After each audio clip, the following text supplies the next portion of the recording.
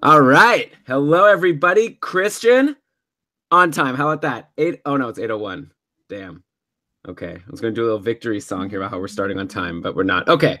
No one knows what I'm talking about if they're watching the video afterwards, which I still don't get. These people who are watching the YouTube video after the fact, not live, good for you, I guess. I don't know. You really like Maybe it's just an easier method to it's easier than podcasting. You just go to YouTube.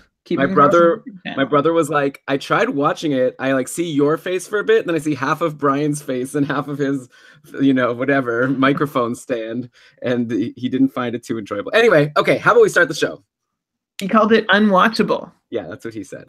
Thank you. Or which one? I think both of us have a haircut, don't we? Oh, yeah. Double haircuts. Hey, it's gotta look nice. Got Pete Jensen here today. We gotta look good for Pete. Okay, let's start. So stupid. What? Oh. Okay, well, give it a try. Yeah, yourself. Or don't, but okay. Special guest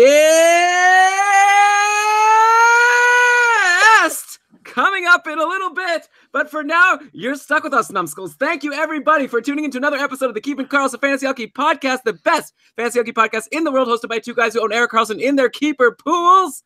I'm your host, Elon Dubrovsky. With me, as always, the fantasy hockey robot, the maestro of the matchup, the player projection pundit, the Corsi authority, the ad drop ace, Brian Com.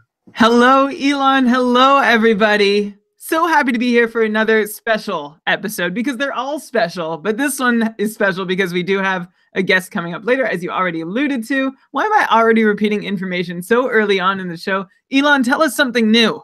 The thing is, Brian, I sort of prepare the outline of what we're going to talk about on the show, and then you go through the outline and sort of come up with what your responses are going to be, but you never prepare what you're going to say when I say Brian Com. You have nothing prepared, so it's always off the cuff. I'd say 50% of the time you say something interesting. Maybe next time. Okay, we do have a special guest coming up. His name is Pete Jensen. He's the senior fantasy editor at NHL.com. Huge on Twitter, tweets all the time. He's great. You guys are going to love him. He's going to come on in around an hour, but first, Brian, we have a ton to get to. And before we get to that, let's mention that we are presented by DobberHockey.com, which is another great resource for fantasy hockey. In fact, I might even call it the best resource for fantasy hockey. They've got everything, every day, new articles, daily ramblings. You've got tools, so many useful tools. I personally love the real-time line combinations in-game. I'll be referring to them probably throughout this episode. And for all of my prep, I like to look at who is playing with who on a day-to-day basis. Also, starting goalies, you need to know. You got everything there. A bunch of other great articles. Check it out, DobberHockey.com. But, Brian, how about we get started with... I don't want to do injuries and outjuries. Yeah, I know that Eichel's injured. We'll get to it. Yeah, Scheifele came back. Woo, woo, woo. But, let's focus on some happy news to start. I guess Scheifele coming back is obviously happy. But, okay, I want to start with some sustainable or fleeting. Let's talk about some players who are doing super well. And I'm going to ask you, are these players' productions sustainable and they're going to keep going, or fleeting and you got to sell high while you've got the chance, or be ready to drop the player soon? Let's start in my hometown of Toronto with the Toronto Maple Leafs. It's not your hometown. Well, I live here. It's my home. That's where my home is. It doesn't mean your hometown. It's your place of residence. It sounds so formal. Place. Your adopted hometown. Sure. Okay. This is where my home is. It's the town. We're going to go to the Leafs. We're not going to talk about the Sens today. Spoiler. Mark Stone is back. So good. Brian, do you think Mark Stone is going to be good? Yeah, he probably will be. So, okay, that's our Sens talk for today. Let's talk about the Leafs. Let's talk about Mitch Marner and Nazem Kadri, who have both been on fire since joining forces on a line together, along with Patrick Marleau. Marner has 2 goals and 3 assists. Sorry. That's okay. Oh, no, I'm just starting my, I forgot to do the thing. Okay, well, I'm starting it now. I always make it work. Okay. Marner had 2 goals and 3 assists in the 6-3 win over Ottawa yesterday. And even before that, he had 5 points in his previous 7 games with a bunch of high shots on goal games. So he's been on fire, and accentuated by this 5-point effort yesterday. Then you got Nazem Kadri, who had a goal and an assist yesterday. He has 11 points in his last 10 games. Both of these guys, they had super long cold streaks before these runs. I recall on the show many times over the past couple of months, or at least a couple of times, being like, Brian, is, Mitch Marner a snoozer? Should people be thinking of dropping him? Is Nazem Kadri? He went like 10, 15 games without a point. It felt like we were talking about whether it was time to drop him. Hopefully you didn't, or if you did, hopefully you got both of these guys back because they're on fire. But the question is, Brian, is this what we can expect to happen moving forward? Like, who are the real Mitch Marner and Nazem Kadri? These ones on hot streaks, or the ones who were on like ice cold before? So is both of their production sustainable or fleeting? Okay, so Marner, he's coming off a couple games in which he was playing with Freddie Gauthier and Matt Martin. And then Marner finally got to step up to play with Nazem Kadri and Patrick Marleau to help kickstart the run he's currently on. And that line upgrade for Marner also gave an upgrade to Kadri and Marleau, who had been 2/3 of a line that was completed by Leo Komarov for nearly the entire season. So you put them all together, Kadri, Marleau, Marner, and I'm not surprised to see some scoring success, although Elon, I know you asked me about Marner and Kadri. This is an apt time to mention that Patrick Marleau, before picking up 3 points against Ottawa, had just 2 points, both goals, in his last 16 games. So tough times for anyone who owns Patrick Marleau. Why would you still have him? Like, that's silly. Okay. Yeah, well, I was going to say consider him a snoozer, but it's been 16 games by now, so consider yourself a snoozer if Marleau is still on your roster. Though, I guess now you could say maybe now's time to add him since he's on the line with these two hot players. But don't be riding him long-term. Sorry, I interrupted. Go ahead. No, it's okay. So, the question is, can Marner and Kadri continue what they're doing? The question is, can they continue playing together? Because that's certainly going to help. Marner is better served with Kadri and Marleau than he was by, well, I mean, it was just a couple games, but then by Gauthier and Martin. And Marleau and Kadri are better served than Marner than they are by Komarov. I like the shot totals for both Marner and Kadri recently, too. One item with Marner to temper your expectations, aside from him having been inconsistent for most of the year, is that 3 of his last 5 goals before the Ottawa game came on the power play, which is a good thing, but we also don't know if that's going to be enough to really keep such a sustained pace if his even strength production still has not kicked into full gear while playing on a better line. Mind you, he's had plenty of time with James Van Riemsdyk and Tyler Bozak this year, and that just isn't working out. Anyway, both Marner and Kadri have been streaky this year, and I'm not sure what Leafs lines are going to look like through the stretch, so just keep an eye on those. I'd probably hold them. Like, I want to own them right now, as long as they're scoring. If, I don't know, Elon, if you think you can sell high at this point, if your trade deadline hasn't passed, I would be looking to swap them out for somebody who you can count on for a 55-point pace or better. I think that would be a fair price. If not, just ride it out and see how long they can keep going for. Yawn. 55-point pace. I'd rather just have Marner or Kadri, who are both like putting up point per game paces right now. Like 55-point pace, who's that? Palmieri? I don't know. I'm just saying, if I can get someone dependable who's going to consistently score and not run hot and cold. Yeah, I guess. I usually prefer when you give me a name, but I get what you're saying. If I were to say a number, I'd say 60-point pace or above. I'd be considering selling. 55 is like Paul Stastny, I guess. I'm not trading, Marner for Paul Stastny. Anyway, yeah, great. And obviously, like you said, you have to watch the lines. Right now, they're not giving the Leafs any reason to change their lines. The Leafs are doing well. They're doing well. We'll see how long Babcock keeps it together. Let's move on to a couple other players who were ice cold, just like Marner and Kadri, but are now doing things to the delight of their owners if they are still owned. I'm talking about a couple defensemen in TJ Brodie and Nick Leddy. So let's first talk about Brodie. He put up a stretch of 6 assists in 4 games before going pointless versus the Rangers on Friday. And Brian, we actually had a big debate today because apparently he was credited with an assist at some point during that game, and then it got taken away. But it seems to me, I looked at NHL.com box score, he did not get a point that game. So as of now, he has gone a couple games now without a point, but he was on that great run. Before that, he was doing nothing. He had a point. I was looking at his, what's it called? Game log. I was looking at his game log for the season, and before that nice little run that he put up of 6 assists in 4 games, he was good for an assist every 4 games or so. Like, really just nothing reliable at all. Now that he's starting to get points again, is this the type of surge that we would expect to continue, or is it just an anomaly and he's going to go back to what he was doing before? Like, are you seeing anything different in his game from this recent stretch to let us know that he can keep going, or is TJ Brodie going to go back to being TJ Bordy, because he's boring. He's not doing anything. That was terrible. I should plan these out in advance. It took you too long to get to Bordy. I was getting it right away. Brody's 5 of his last 6 assists have been secondary. So that's his run, just getting secondary assists, which is always, maybe he made a meaningful contribution on. I haven't seen, well, I'll be honest, I haven't seen any of the 6 goals on which he assisted, but it still makes them a little less meaningful in terms of whether he's going to be able to sustain secondary scoring numbers. He's also finally lost that top power play spot that Brody held for an inexplicably long amount of time. Brody's now actually down to getting pushed off of both power play units altogether in a couple recent games. And like Elon, as you said, Brody had a great run to start the season, but I will emphasize that between then and now, I mean, you put it in a very kind way. 1 assist every 4 games. I'm going to put it another way. 12 points in 42 games. And 7 of those points came from his power play time, which has not recently existed. So you might have TJ Brody on your roster now, but the moment he goes a game without a point, you can expect that to be the norm again and consider this little run the exception. Fleeting production from TJ Brody.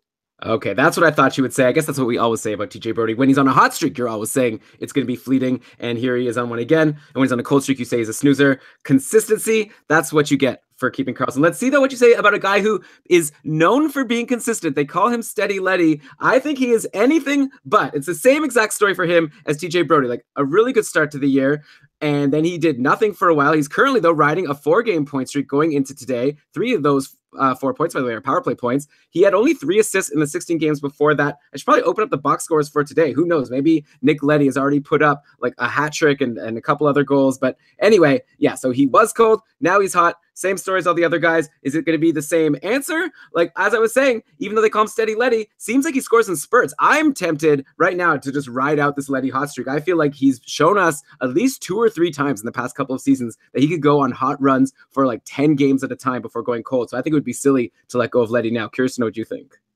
Oh, come on. You're not going to read what you wrote in our prep notes to lead into my answer? Sorry. If he was dropped, is it time to jump back on the surfboard for a new potential wave of points? Nice. Yeah, dude, you should totally hang 10 with Nick Leddy. It's totally gnarly that he's back on track. And while the cold snap that Leddy was on was not gnarly, he's been on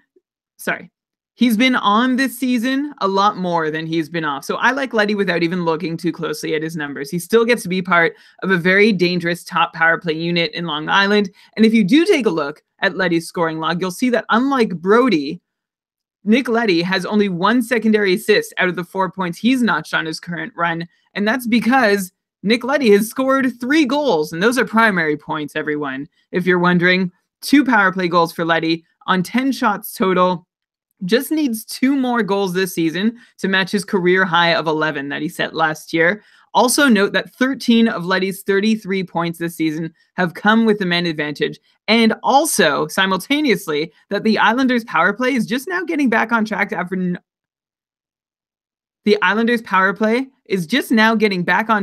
not scoring a power play goal in 13 out of 16 games. It was a really sad run for any Islander getting power play points.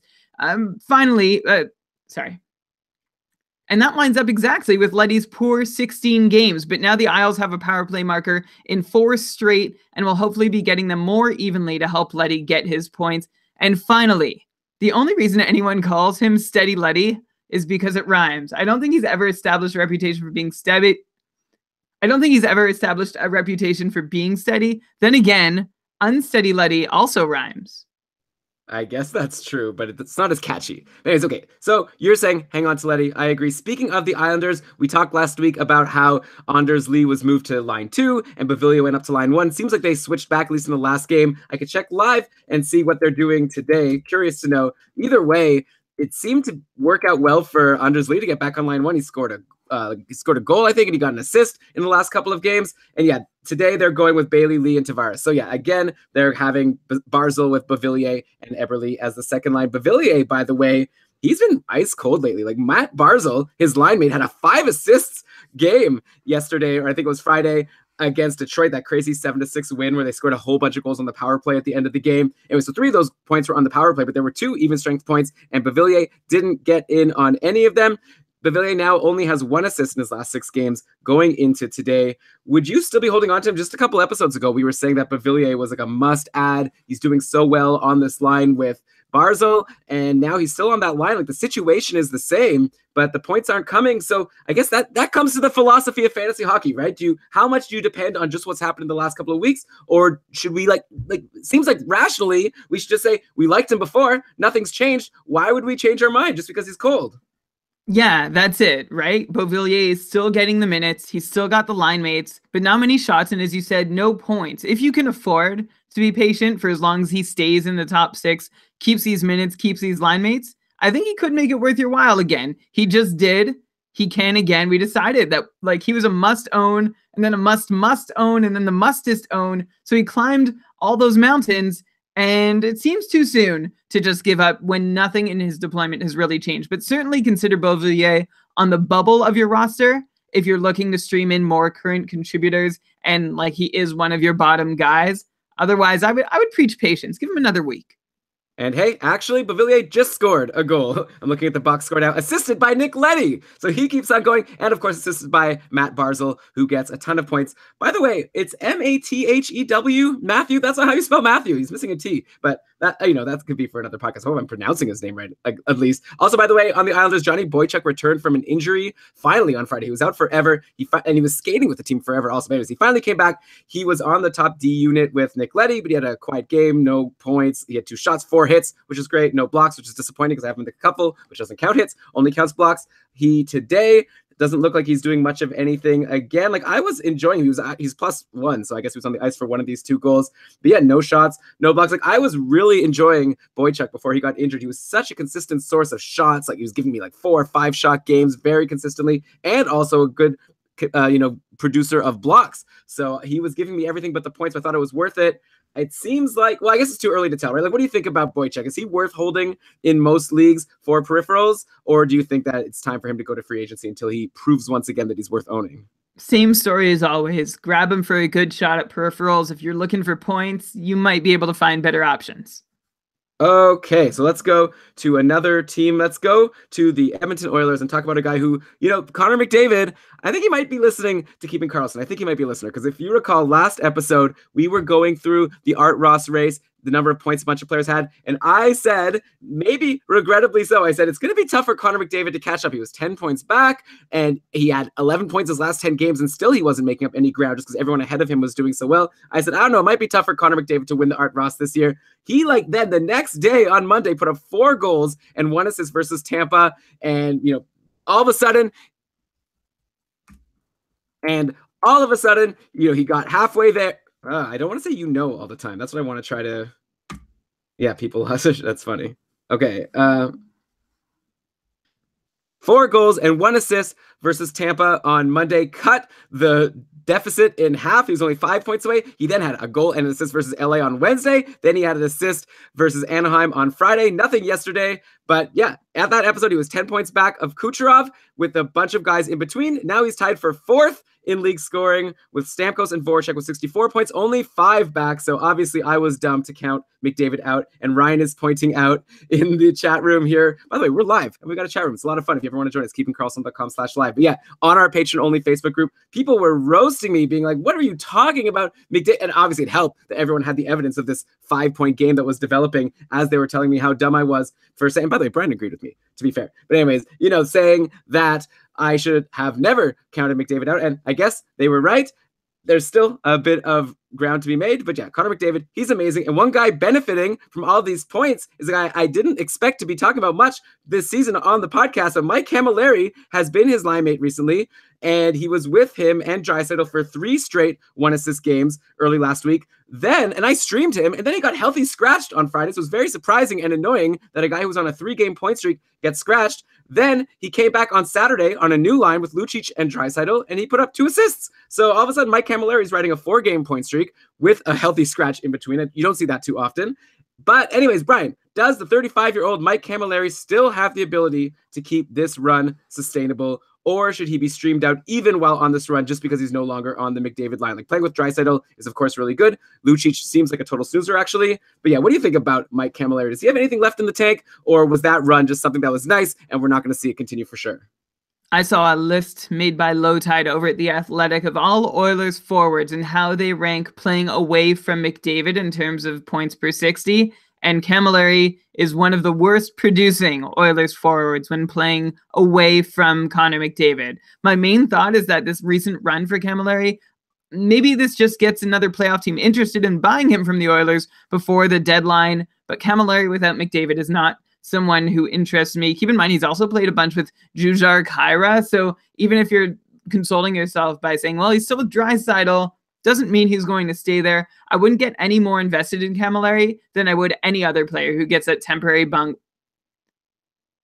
Than I would in any other player who gets that temporary bump from playing with Connor McDavid, like Drake Caggiula or whoever. Although maybe I would take Camilleri a little bit higher than Drake Caggiula.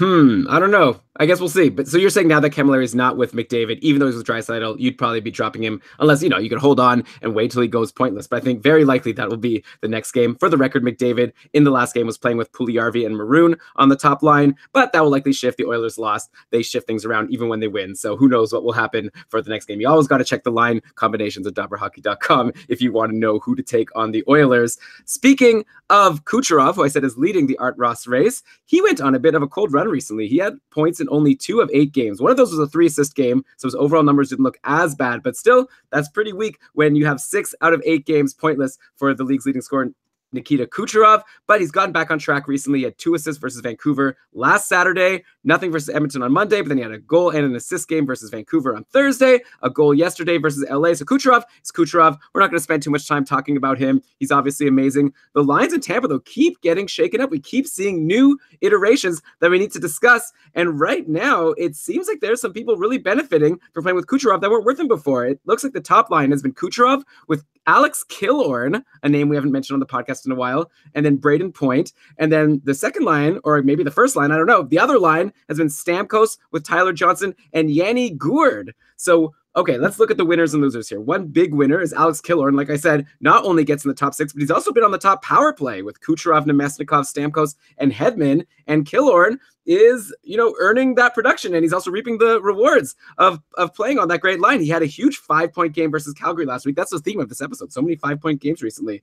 But anyways, he's now also riding a 3-game point streak. Killorn might be in free agency in a lot of leagues still. He's in free agency in a lot of my leagues, but I feel like he must be worth a stream while he's playing with Kucherov on the top line and on the top power play, right? 100%. Alex Killorn is worth a stream. He's been one of the better Tampa complementary forwards of recent years, even before it was cool to be in the top 6 in Tampa. Like, I'm more into streaming him in a great deployment situation than I was into streaming someone like Chris Kunitz from the same place. So yeah, go get Killorn. Okay, and then Killorn, not the only winner. So we also have Yanni Gourde, whose amazing run continues, and he just keeps getting bumped up the lineup. Like, he started his hot run on the third line. Now he's playing with Steven Stamkos. So why won't it continue, right? He has a 5-game point streak right now, 11 points in his last 9 games. He's up to 41 points in 55 games on the season, which, for those of you who want to do the math with me, that's a 61-point pace. Not a bad rookie season for Yanni Gourde at all. He's actually currently 3rd in rookie scoring, I'm assuming behind Brock Besser and Matt Barzal. I don't think I have to look that one up. But yeah, also linemate Tyler Johnson with Stamkos and Gourde. He's on a 3-game point streak himself. He's up to 42 points, so he's pretty much having the same season as Gourde in terms of total points. Brian, we had a big discussion recently. I don't even know how it came up, but for some reason we were debating about Gourde versus Tyler Johnson. This is what Brian and I text each other about late on like Thursday nights for some reason. Anyways, what's your answer here? I went with Yanni Gourde just because he's on a really good hot streak, and you thought that was crazy, so maybe it is crazy. What do you think? Johnson versus Gourde? I don't know that I said it was crazy, but I did express surprise. And by the way, I want to dial back to, were you trying to drag me down on your McDavid take with you? I just said that I think you agreed with me. Come on. All right. Well, you disagree that you agreed with me? Is that not the truth? I mean, we have tape that we can check, although I'd rather believe that I'm just right and that I appropriately distant. Maybe I said he was not likely to win the race, but I feel like we still acknowledge he was a threat. Okay. Back to Gord and Tyler Johnson. I didn't say he has 0% chance of winning the game. That's what I remember you saying. I'm pretty sure I said that he's going to have to do better than 11 points every 10 games if he wants to catch up. If I remember correctly, you said Connor McDavid is over. I said Connor McDavid is terrible. Drop him in all of your leagues unless you can't find someone who's going to give you more reliable production than 11 points every 10 games. 50 plus points is what you would drop to try and trade him for. Sell high. Okay, Gord Johnson. I will take the guy who has scored 70 points before and who has shown more staying power in the Tampa top 6, and that's Tyler Johnson, if anyone isn't putting those pieces together. Not to take anything away from Yanni Gourde, he reached a 20-goal mark Thursday night in Vancouver, having a heck of a season, also shooting above 20% at even strength, also shooting above 20% and has an on-ice shooting percentage above 11%. So there are two reasons to expect this not to keep up for Yanni Gourde, along with the possibility of dropping out of the top 6, even though I know he seemed somewhat unbothered by that before. It should, like, for balance, I should mention, Tyler Johnson's IPP is higher than it should be, but I'm working out his regression to be less of a damper than Yanni Gourde's. Okay, either way, you're probably happy to have both. Tyler Johnson was a bit cold recently, but now he's looking good. He's on a good line. Why do you have to compare them? If you have one of them, you're happy with that you have him and you're going to hold on. Yanni Gourde, though, definitely a surprising rookie season, and it's like a late surge to all of a sudden maybe get into Calder discussion. Obviously not to win, but maybe to be a nominee. It'll be fun to have that discussion. On the other end of the spectrum on Tampa, what's going on with Mikhail Sergachev, Brian? He had those 2 healthy scratch games a couple weeks ago. I remember we talked about it on the podcast. And that was when Victor Hedman was injured. When, like, to even go back earlier, when Hedman got injured, we were saying you have to rush to add Mikhail Sergachev because he's now the top power play quarterback on the Tampa Bay Lightning, one of the most potent power plays out there. And little did we know that not only would he get healthy scratched during that stretch, but then even with Hedman back, he's become pretty much nothing. Like, he has 2 assists in his last 6 games. He's been seeing less than 17 minutes of time on ice most nights. I'm talking about Sergachev here. At this point, Brian, is he a snoozer in one-year leagues? Like, I'm sure he has a great pedigree. We know he is. He got traded for Jonathan Drouin after all. But in terms of just this year, moving forward for the rest of the year, do you see any reason to hold on, hoping he get back to those great numbers he was putting up early in the season? It seems as though perhaps Mikhail Sergachev is still on a learner's permit with John Cooper after having to sit out a couple games and watch from the press box. And honestly, if you're really trying to figure out where Sergachev's relevance lies, he hasn't been a relevant fantasy contributor since mid-December. So like 2 months now, when he had a lovely yet unsustainable run. So you may have already been snoozing if Sergachev is on your roster at this point, unless your league is so deep at D that Sergachev's upside is enough reason to hold on to a spot while his points have gone on hiatus. And Elon, before we move on, I have one more snoozer on Tampa that you're probably going to say. We've already mentioned this. Okay, go ahead. Vladislav Nemesnikov, just a little update on him if we have called him a snoozer recently. He is pointed in just 4 of his last 17 games. He has a few He is pointed in just 4 of his last 17 games. He's put up a few multi-point nights, but still not enough to be clinging to unless, again, your league is deep enough that holding him for upside is actually a viable strategy for you. If you need help in the immediate future, I don't know, he still has okay deployment, so maybe he can get some of it for you, but he's certainly not doing what he did for you in the first 25 games or so of the year. Yeah, and his deployment, I don't know. He's playing on, I guess, the third line with a guy named Adam Ernie and another guy named Corey Conacher, who I know at some point we thought was a big deal when he got traded to the Sens. I'm pretty sure on this podcast we never said he was a big deal, but I guess someone thought it was a big deal. Wasn't he traded for Ben Bishop at some point? Yeah, straight up. Well, Ben Bishop kind of stinks too, even though he got blown up today. I know you've been telling me that actually I should look closer, and Ben Bishop's actually having a pretty decent year. And I actually made, I think, a pretty good comparison. I said that Ben Bishop is maybe like a little better, but similar to Cam Ward this year. Like someone who could go on nice hot runs, but if you have him, you're always afraid that he's going to blow up your numbers. Is that silly, or do you think it's an apt comparison? Or am I just too far off the beaten path and you want me to get back to the Tampa Bay Lightning? I feel like you're a little bit like Bishop is one of the leaders in starting goalies this year in high danger save percentage. I think he's had a really underappreciated season, namely because he does blow up from time to time. And Kari Lehtinen has come in and been a formidable number 2. But I think you're not giving Ben Bishop quite the credit he's due. Although it was definitely a lopsided trade. Like Tampa getting Ben Bishop for Corey Conacher, they won that deal hands down. Yeah, that's a shame. Anyways, just to say, Nemesnikov, not great deployment at even strength, still on that top power play, like I said. So that's pretty great to play with Killorn and Kucherov and Stamkos and Hedman. So it's always possible that Stamkos will give you a point. I'm sorry.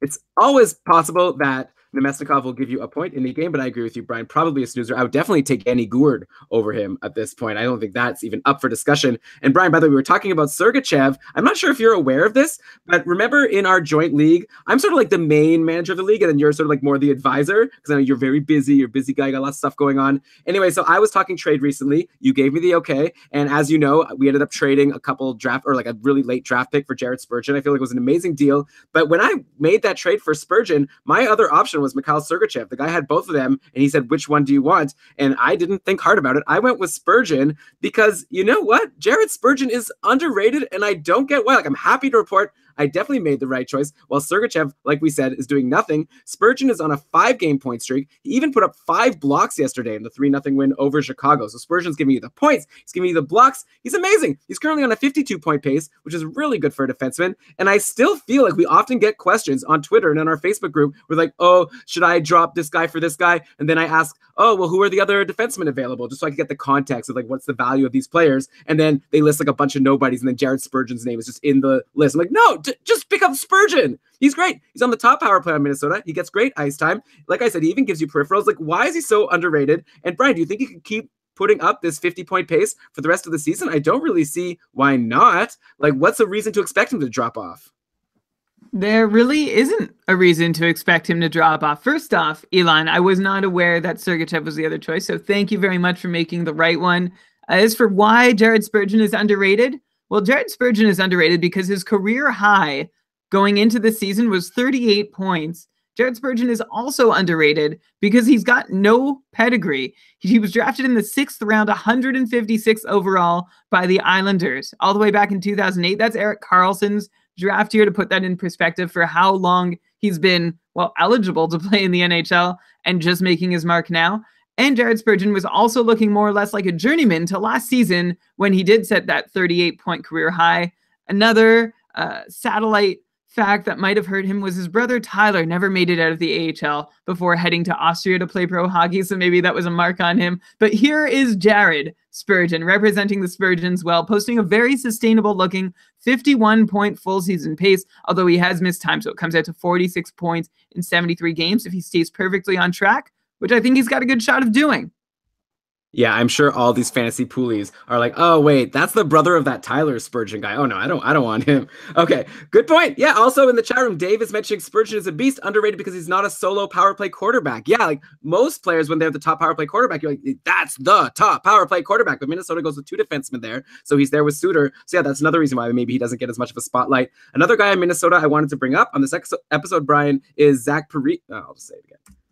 Another guy on Minnesota I want to bring up is Zach Parise. Brian, he started slow after coming back from his injury. I don't recall if we said that people couldn't forget about him or not. But anyways, I'm sure a lot of people did. I know you dropped him after holding him in the cupful for a long time, though I think you might have added him back. So you can let me know in your answer here. Anyways, he's really heated up lately. He has 3 straight 1-assist games. He's also back to averaging a ton of shots, like over 3 shots a game easy. The downside, when you look at his deployment, like Zach Parise shouldn't really be getting that many points, considering he's playing on a line with Coyle and Matt Cullen, who I didn't even recall was on Minnesota, but there he is.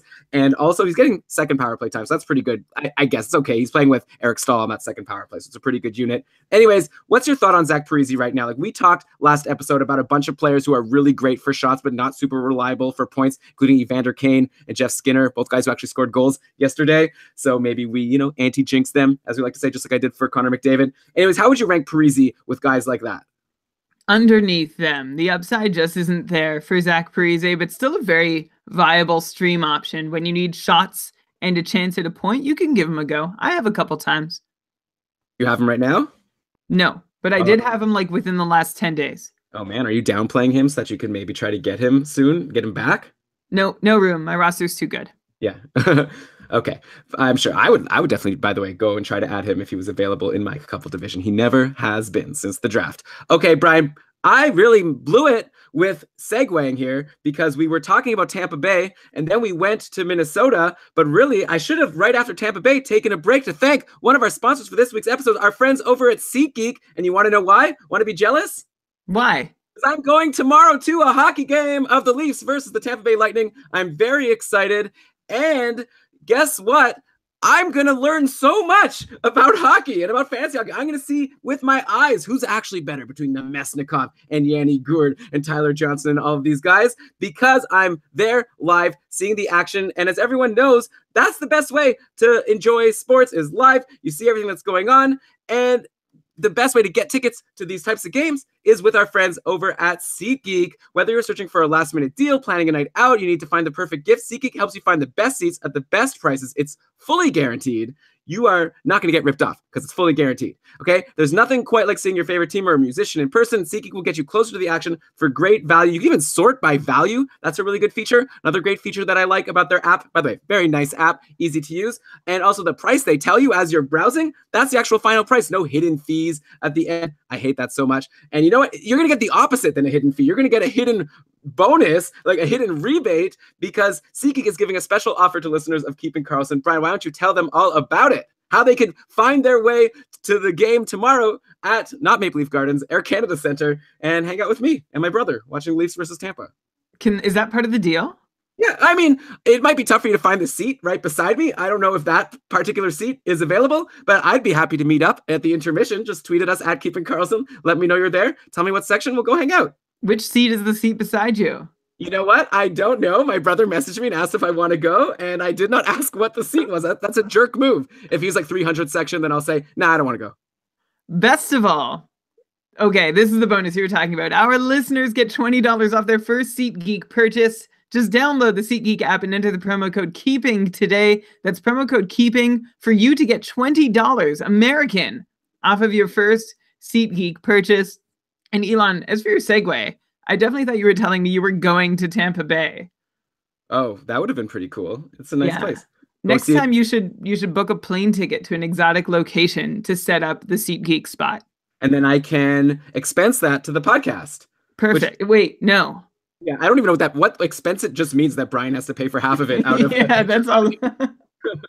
Okay, worth it. It would be a really good advertisement. Anyways, let's move on now to some injuries. We got a lot to get to still. We got injuries, we got some outjuries, then we've got a whole segment we're going to have, again, let's reset, Pete Jensen from NHL.com, a senior writer, a big senior, big deal guy, Pete Jensen, on our Little Nothing podcast. How about that? How far have we come? But that's still going to be in around 20 minutes. So let's get through some of these injuries. Of course, the big one that I didn't feel like starting the episode with. I normally would. Didn't feel like it. Let's talk about it now. Jack Eichel. Oh my gosh, he got hurt yesterday. He was crashed into by Boston's, I didn't even look up how to pronounce this. I'm just going to give it a go. Matt Grzelczyk? I'm going to say Grzelczyk. Does that sound right? I'm loading the pronunciation guide as you speak. Anyway, this guy sucks because he hurt Jack Eichel, and that's hurting a lot of people in fantasy. He has a high ankle sprain. Well, they said out indefinitely. I think I saw 4 to 6 weeks just pop up on my the Score app right before we started recording this episode. Anyways, that sucks. That's going to go into the fantasy playoffs for the league that I have him in, so I have to come up with completely new plans. Anyways, obviously, if you have Jack Eichel, it's terrible. I don't know. Maybe one of the players we talk about on this episode is someone you could go and grab out of free agency. Maybe you could grab I don't know who'd we talk about. Yanni Gourde, if he's available. He's probably not. I don't know. You're screwed. It sucks. But there's other players who probably are hurt by this. Eichel was propping up a lot of fantasy values, or so it seemed. Maybe they could prove us wrong. Like Sam Reinhart, for example. That's got to suck. We've been saying for the past couple of weeks, maybe now's a great time to grab Sam Reinhart because he's on the Eichel line and he's on the top power play with Eichel. He's on a huge roll. He's got 12 points in his last 10 games. But like I said, he's been playing with Eichel. So I can't imagine it'll be easy for him to keep this up. Or maybe he can.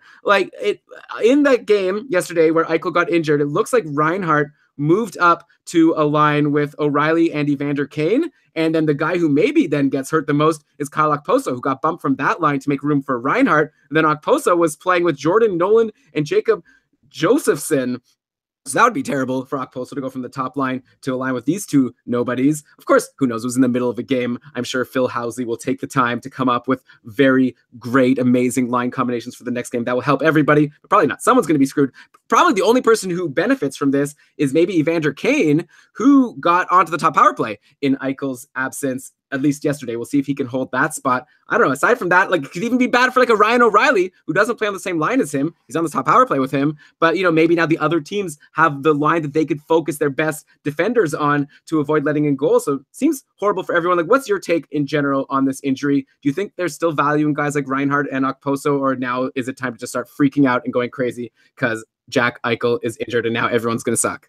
Well, I can tell you Buffalo has scored twice on Jonathan Bernier in 2 periods of play in their first Eichel-less game, but I'm afraid that all Sabres could be a casualty of Eichel's injury here. He is a big part of Buffalo's scoring. Before Eichel made his season debut last year, remember, he missed the first couple months of the season recovering from a high ankle sprain on the leg that he did not injure this time around.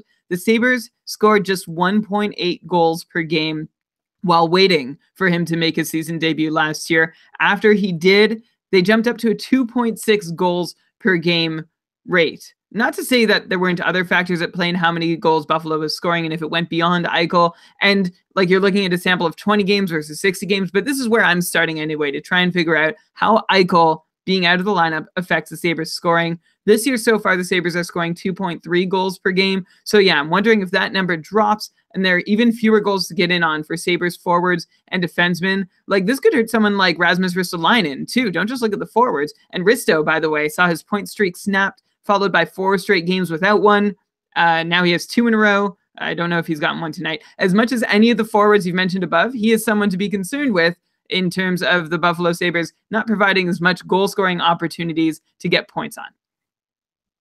Yeah, it seems like maybe their best opportunity to get points will be to go shorthanded. They actually have 2 shorthanded goals today against Colorado, and Ryan O'Reilly has assists on both of them. So good for him, but bad overall for a lot of Sabres. We'll have to wait and see how this shakes out. Maybe we could bring them up again on a future episode. And as far as Evander Kane goes, he's someone we already talked about recently. He's potentially going to get traded. We've gotten into all that, but got to be nice to get on the top power play, though he was playing on a good line before. So we'll have to see if maybe he benefits. If you were like desperately clinging on to Evander Kane, but getting close to the point where you were going to drop him because he was cold, he scored yesterday. And now if he's getting top power play time, maybe a reason to hang on a little longer. So more injuries. Let's talk about Patrick Hornqvist. I think I mentioned last week that he was injured, but since then he's been designated as week to week, so he's going to be out for a little while. And a couple of Penguins who are likely available in your league have stepped up in his absence and are worth taking a look at. There's Carl Hagelin. He's been playing on a line with Kessel and Malkin, 2 of the top players in the league, and he's definitely been reaping the rewards. He has 6 points in his last 6 games, or at least before today. I didn't put today's stats into these numbers. I know that Pittsburgh lost to Winnipeg, I think. Maybe I should get this ready. Oh no, they lost to St. Louis 4-1. No, they beat St. Louis 4-1. Great. Oh, and the next guy I was going to bring up, Brian Rust. He had himself a game. He had a goal and an assist. I was going to say Brian Rust is up playing with Sidney Crosby. That was, I think, Hornqvist's spot before he got injured. So great news for Brian Rust. He was on a nice run until last week. He went quiet. That's because Crosby went pointless in 2 games. So if Crosby goes pointless, all of his line mates are obviously going to go pointless as well. But Crosby had a good game today, and of course Brian Rust did as well. So those guys are good. Dominic Simone also got a point today. So overall, some players interesting on Pittsburgh. What do you think, Brian? Between like Carl Hagelin and Brian Rust, one playing with Crosby, one playing with Malkin and Kessel, if you wanted to stream a Penguin for next week, would one of those guys interest you? And if so, which one? The Penguins play Tuesday, Friday, Sunday next week. So it could be a good sneaky late week ad. You know, those off days on the Friday, Sunday, you wait till Friday morning, you're going to get 2 games, and you could drop someone who's playing on Saturday only that wasn't even going to get in your lineup because so many players are playing. Both Rust and Hagelin could be great options because of that for your lineup. I'd have considered saying Hagelin over Rust before Rust put up those 2 points in 4 shots that he did today. So now I'm going to say Brian Rust, and that's how close it is between them. I think what you want to do is keep an eye on shots because neither guy, Hagelin or Rust, may be all that dependable for points, but Hagelin is more dependable for shots. Though the trade-off is that he has less chance of getting a point. So weight those pros and cons as you please for whatever categories you're targeting. If you want to guarantee yourself some shots, Hagelin, points, I go Rust. Tony said HBK line in the chat. Wasn't that Benino? Anyways. Oh, Pete's here. Hello. Hey, what's up, guys? Oh, that's awesome. Oh, no technical difficulties. You're right here. I guess your camera's on, but that's okay. Cool. Got a great picture. Hey, Pete. Hey, what's up? Thanks for coming. So, Elon, what's the plan here? I think that I told Pete that he could just come early and just hang out, and then we'll bring him on at 9. So is that still cool with you, Pete? Yeah, definitely. Okay. So maybe would you mind? So are you guys are not on anything at this second right now? Well, no, we just stopped. It's okay. We'll edit the Okay, show. gotcha. So yeah, we're just about to talk about Ryan McDonough. Very excited about that. Oh, cool. But so yeah, maybe Do would you you want mind? do you want me to put I don't know how good the lighting is in here, but I could put the camera on if you think it's better. Doesn't matter to me. Up to you. I don't think it matters to me as well. Just if you want to. I mean, your picture is good, or you could show your face. We get about like 80 viewers to the YouTube show, so Yeah, I'll put it on. Whatever. Okay, cool. Is Oh, it okay. is it really? No, it is looks it- good. yeah, that's great. We have similar colored walls. Were you Cool. wearing glasses in your picture? I don't think so. I usually don't wear them on on anything. This is a very professional, serious gig you have right now. No, just kidding. Okay. Cool. I guess are you cool to just mute yourself and then we've already like introduced you a couple times, like teasing that you'll be here, but then yeah, I guess around 9 still. If that's good. Okay, cool. Let's go. So Brian, let's continue. We got a little note here to start. Okay, next injury. Let's talk about Ryan McDonough. He's day-to-day with an upper body injury. We don't know exactly how long he'll be out for, but it's very interesting to consider who benefits in his absence. Shattenkirk is also already out. So when Shattenkirk got injured, we said grab McDonough, who's going to be the top power play defenseman. Now he's out. It looks like Brady Shea has taken over top power play duties. At least he did it on Friday. And today he assisted on Zibanejad's game-winning power play goal in the third versus Calgary on Friday. And then Shea also got an assist today. So I feel like it's Shea's job as the top power play defenseman. Some people on our Facebook group are bringing up Anthony D'Angelo as a potential top unit guy, but right now it's Brady Shea. So I'm curious, Brian, how urgently would you want the top power play defenseman on the Rangers, who's currently Brady Shea, while McDonough is out? When Shattenkirk got injured, we said rush to grab McDonough. Are we saying the exact same thing now about Brady Shea? Like the, I guess, argument against doing that is that the Rangers look like kind of a train wreck right now. All this talk about the team's going to get blown up, but still the top power play unit, at least you got Zibanejad, Zuccarello, JT Miller, Rick Nash. Seems pretty good. Get some points there. So what do you think about Brady Shea? Should people be rushing to grab him now that he's got this new role? There's a little less emphasis in wanting to grab Brady Shea than there was in Ryan McDonough, just because we haven't seen him totally thrive in a power play quarterback role before. But that said, I will take Brady Shea if he's power play quarterback, and I'll take whoever is the power play quarterback in New York because they still have enough to make up a pretty solid first unit that can put up points. Like I would take the Rangers, like say it's Brady Shea, I'm just going to use his name as a placeholder. I would take him over I would take him not over Nick Leddy, but I would definitely take him over TJ Brody, maybe even over Sergachev, especially if McDonough's day-to-day status turns into something more. Anthony D'Angelo was getting good reviews for his game today too, and I could see him getting some reps before long, but for today it was Brady Shea, so that's the one you want, unless you feel brave enough to predict Alain Vigneault switching to Anthony D'Angelo. If you can call that move, then go ahead and call your shot. I mean, the Rangers won today, so I don't think there'll be any changes, at least in the short term. By the way, Andrei Pavlik is going to be out 2 to 3 weeks with a sprained MCL, so I know who cares. The Rangers called up a guy named Alexander Georgiev, and so I guess he's the new backup behind Lundqvist. Curious, Brian, just like, who is this guy? Does he have any pedigree? Is he someone that might be good for a spot start if and when he does get a game? Like Lundqvist had been struggling. He had a good game today, though, so maybe they'll just ride Lundqvist as they've done in the past. But just in general, any sense of who Alexander Georgiev is and if he's like a total risk to play in like a daily format at least, or is he just nothing?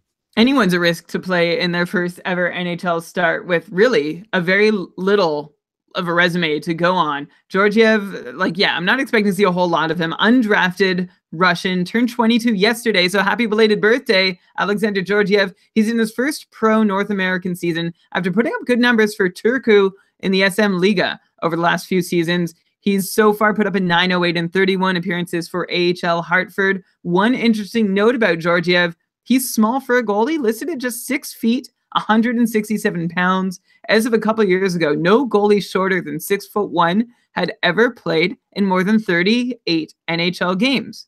So there's that. That's interesting. I feel like the fact that Andrei Pavlik has the backup job on the Rangers, and like, the Rangers had the option to play this Georgiev guy, and they said, no, we want Pavlik in this role. That tells me all I need to know about Georgiev, or maybe the Rangers management, one or the other. Okay, a couple more goalie injuries. Brian Elliott suffered a lower body. Sorry. Keep it. Brian Elliott suffered a lower body injury in the shootout yesterday versus Arizona. I read that's apparently the first ever goalie injury in the shootout that has happened. Like a goalie won a game when he came in the shootout. Neuwirth came in, he won the game. First time it ever happened. Pretty cool. Anyways, we don't know yet, at least as far as I know as we're recording, how long Brian Elliott will be out. But just in case, Brian, should people be rushing to add Mikhail Neuwirth in the short term? Neuwirth, he's not having the best season. He only has a 9-11 save percentage. He's played 17 games. But Philly's a decent team. They're fighting for the playoffs. I feel like their starting goalie could be in line for some wins. That said, last time Elliott was injured, Alex Lyon ended up getting a couple of games in a row. Granted, they were both terrible games, so I see no reason for the Flyers to go back to him. I feel like it's going to be Neuwirth's net. So what do you think? Is he worth adding, or is he going to blow people up? Well, the last time Elliott was injured, it seemed as though Michael Neuwirth got in the net, didn't do well, and then Alex Lyon didn't do well either, but then they started him again out of spite for Michael Neuwirth. It wasn't to reward him with another start. It was just like Neuwirth is not, like he's had all this time in Philadelphia to earn his keep, still not reliable, so why not throw Alex Lyon in there? And for that reason, I don't know that Michael Neuwirth is the sure shot starter. I think he's going to have to earn starts. That said, I don't think Alex Lyon has shown that he's like automatically going to steal any from Neuwirth. So if you're looking for a number one goalie, if you think, well, Elliott out, you're going to have Neuwirth, I would just say maybe put a pause on that and watch how Neuwirth does for the first couple games. Well, Brian, for our joint league, which doesn't count save percentage or anything like that, it's just you have a goalie and you get points if they win games and you get some points for saves. I rushed to grab Neuwirth just because it's so hard to find goalies, and I was happy to get him. Not to say I'm wishing ill on Brian Elliott, but it wouldn't hurt for us to have the top goalie on Philly, so I'm going to roll the dice. I knew that someone would take Neuwirth. Like, it'd be nice to have the option to wait and see who gets more games, but by then he'd probably get taken. So you have to obviously weigh your league and see if you could afford to wait or if you need to rush to grab Mikhail Neuwirth. Maybe your league mates don't even know. Maybe they went to sleep before that shootout ended. Anyway, since we're on Philly, is it finally time to start paying attention to Nolan Patrick? He didn't do much at the start of the year. Obviously, he was drafted second overall, a lot of hype going into this season, but he wasn't doing much. But lately, he's been playing on line 2 with Simmons and Voracek, a great place to be, and he has 4 points in his last 6 games, which isn't amazing, but definitely pretty good. Nothing in his last 2 games, but he's taking a lot of shots. Nolan Patrick, I feel like maybe he could be approaching the fantasy radar. If he's not there yet, people maybe want to be looking at him. But what do you think? Yeah, I think you could look at Nolan Patrick. He also had 13 shots before going shot. Oh, I didn't write how many games. He also had 13 shots in 3 games before going shotless at Arizona in the most recent outing. Patrick had 4 shots in less than 12 minutes versus Montreal too. So have one eye on him for sure. Could be worth a stream in some formats, especially same reason you mentioned Hagelin and Rust with Pittsburgh's schedule this week, Elon. Philadelphia also plays Friday and Sunday, and Nolan Patrick could make a great streamer then.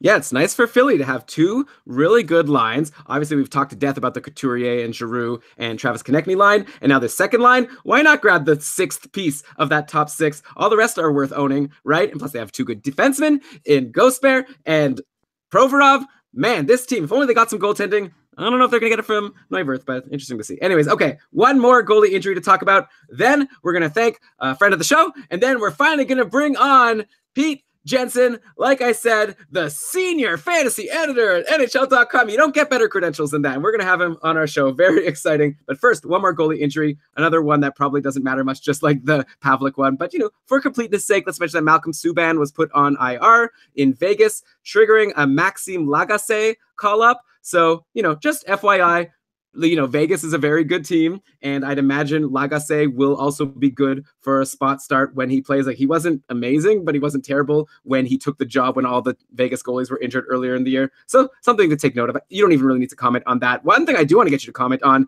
regarding Vegas, Shea Theodore, he's a snoozer now, right? Like, he's playing less than 5 games, getting less than 20 minutes a game. I know people were excited about him when he finally got onto the team earlier, and he's had little spurts of production, but doesn't seem worth holding on to and owning in a 1-year league. Obviously, in the future, he might be really great, but for now, kind of looking like a Sergachev to me.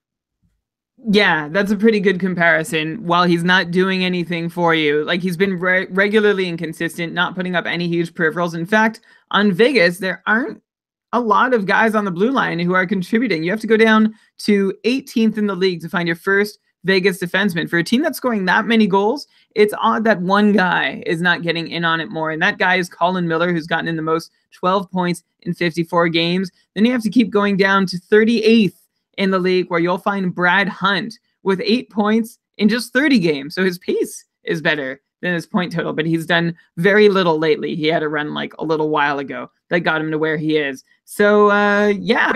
Wait, Brian, what are these numbers?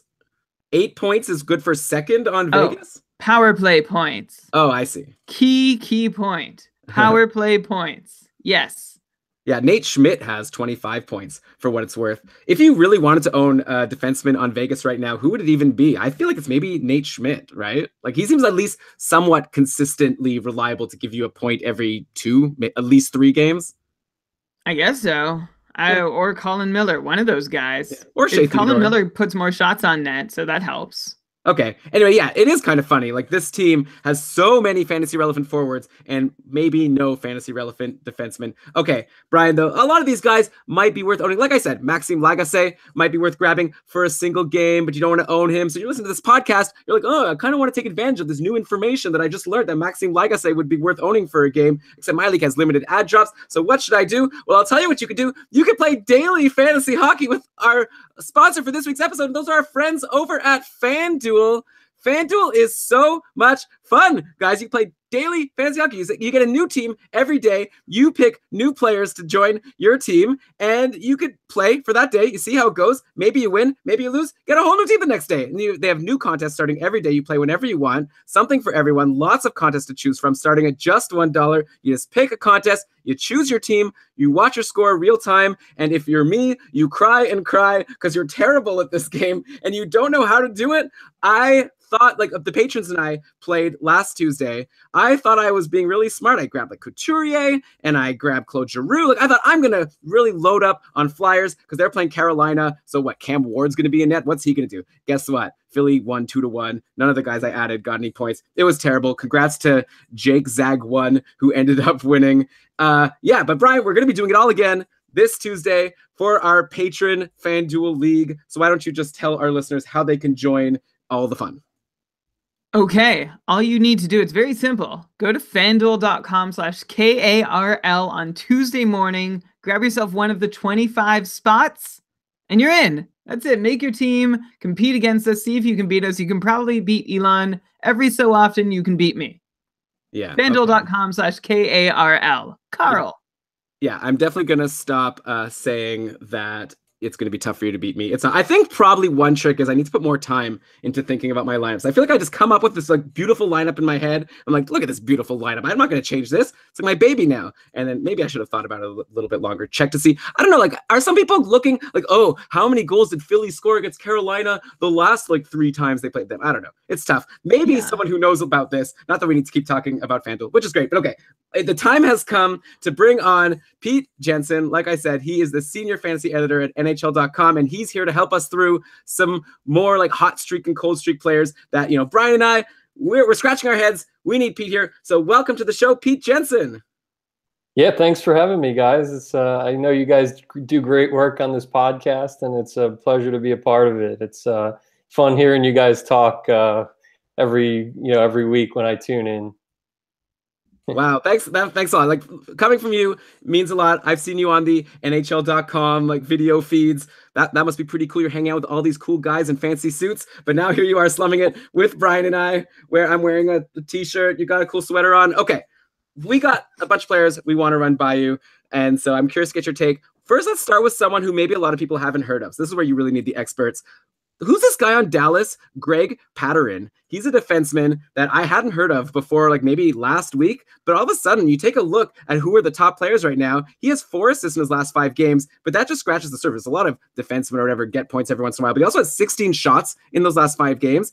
He had 6 versus Pittsburgh on Friday. He also has 23 blocks and 17 hits in that span as well. So in your bangers and mash leagues, all of a sudden Greg Patterin is looking like an MVP. Should people be rushing to add him? Like, who is this guy? What do you think about him? Yeah, I mean, I don't know if people should be rushing to add him. I think that certainly if you're in the right type of a league where it counts shots and, he hasn't produced regularly in assists until recently. I was looking at his zone start percentage compared to his first 39 games compared to the recent games where he's been scoring his past 9. It's not drastically different. He plays on the second pair with Dan Hamhuis. I mean, Dallas has been a very steady team. I mean, if this guy is going to be able to contribute shots the way he has over his past 9 with 24, including the game on Sunday, I think in that specific league format, and certainly in like daily formats such as DraftKings, where you have blocked shots, shots on goal, both as primary categories, and he's chipped in assists as well with 5 over those 9 games. So he's kind of a diamond in the rough right now. Let's see how much longer he can keep this up. But certainly short-term streaming, from that standpoint, he certainly deserves some props and some recognition moving forward for Dallas, who I mentioned has taken big strides under Ken Hitchcock defensively this season. I know they had a rough game, their most recent game on Sunday, but this has been a very strong team, one that's going to be very dangerous come playoff time. And I really like what Patterson has been doing lately for fantasy owners. I don't anticipate many people have had him, though, that, for these 9 games would maybe take notice from this point forward. Yeah, if those shot counts, like you said, if he can keep those up, the question is, I still don't know who the real Greg Patterson is, although I have an idea, unless he's changed. Elon, and Pete, I put in my notes, like the next Jared Spurgeon, 2 question marks, because he was drafted 28 picks ahead of Spurgeon in 2008, 5th rounder of Toronto. He's 27 years old, in his 6th year in the league, and has never stuck as a full-timer before this year. So a couple parallels to draw between Patterson and Spurgeon there. And he's not a guy who's ever scored. Like the 4 points he's picked up in his last 5 games gives him 9 on the year. And yes, he's played most of the year. And they also give him 25 points in his NHL career. Before this, he'd had 21 in 137 games. So in his last 5 games, he has contributed like a 5th of his career NHL output. It's great that he seems like he's getting 20 plus minutes. Like you said, Pete, Dallas is a very defensively capable team. And so one thing, I'm interested why he's blocking all of a sudden when Dallas is supposed to be pretty good at shot suppression and he's racking up these shot blocks. I don't know if that means he's a weak link or just doing his job really well. And at least he's making up for it with getting shots at the other end of the rink. Yeah, definitely. I mean, usually with the shot blockers and like his zone start percentage would suggest, he's a defensive oriented player. But I mean, it's unusual to see 4, 5, 6 shots in multiple games in the same span. So maybe he's discovering, point of his offense that he has not displayed in the NHL level in recent years and with other teams. Maybe the Dallas coaching staff has discovered that aspect of his game and how it could help them moving forward. So that's an interesting aspect because there are a few defensemen who can contribute blocks and shots at such a high volume. I know it's such a short span, but it's going to be intriguing to see, especially playing, his minutes per game over the past 9 have gone up by about a half a minute. So nothing crazy significant as a result of injuries or anything, but certainly significant for fantasy purposes moving forward. Yeah, so I guess maybe he's the type of guy. Sounds like you guys are saying this is very interesting. We did not expect this. Add him to your watch list. Maybe you don't have to rush to add him, but definitely keep your eye on this guy, Greg Patterson. Let's see if he can keep it up. Let's go to a name that maybe more people have heard of. The big outjury of the week is, of course, Mark Scheifele. He came back from his upper body injury. Finally, nothing in his first game back. And then Winnipeg, they shook up the lines. They got a whole new set of lines for us today. They went with Scheifele, Wheeler, and Perreault, and then Liney, Little, and Ehlers. So both Kyle Connor and Jack Roslovich, 2 guys who we were talking about, who's going to get that top line spot. They're both now in the bottom 6, probably both snoozers. Connor, by the way, though, is on the top power play. So he was playing with Scheifele, Wheeler, Liney, and Bufflin on the top power play. Anyway, first let's talk about Scheifele, though. Anyways, is there any reason to not expect him to continue this point per game pace moving forward for the rest of the year? I mean, he's a great player, clearly. He's in a great situation, top line, top power play, playing with great players. What could go wrong with him? Or do we expect he's going to end the season with as many points as he has games?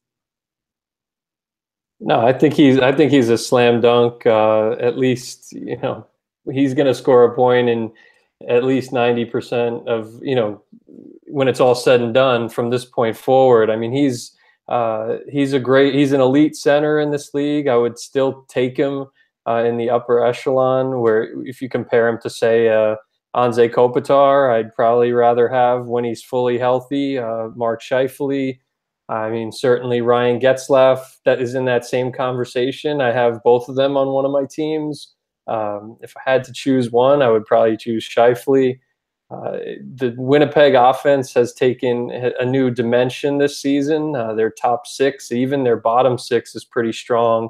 Matthew Perreault is very reliable, so it's good to see him get some top line usage, where he was one of the best in points per 60 earlier in the season. He was playing on, like the third or fourth line, so at certain points. So I like this move for Perreault, getting exposure to Wheeler and Scheifele. It's good for Wheeler owners, obviously. He now moves back to right wing, but he got that center eligibility in Yahoo, so that's pretty key.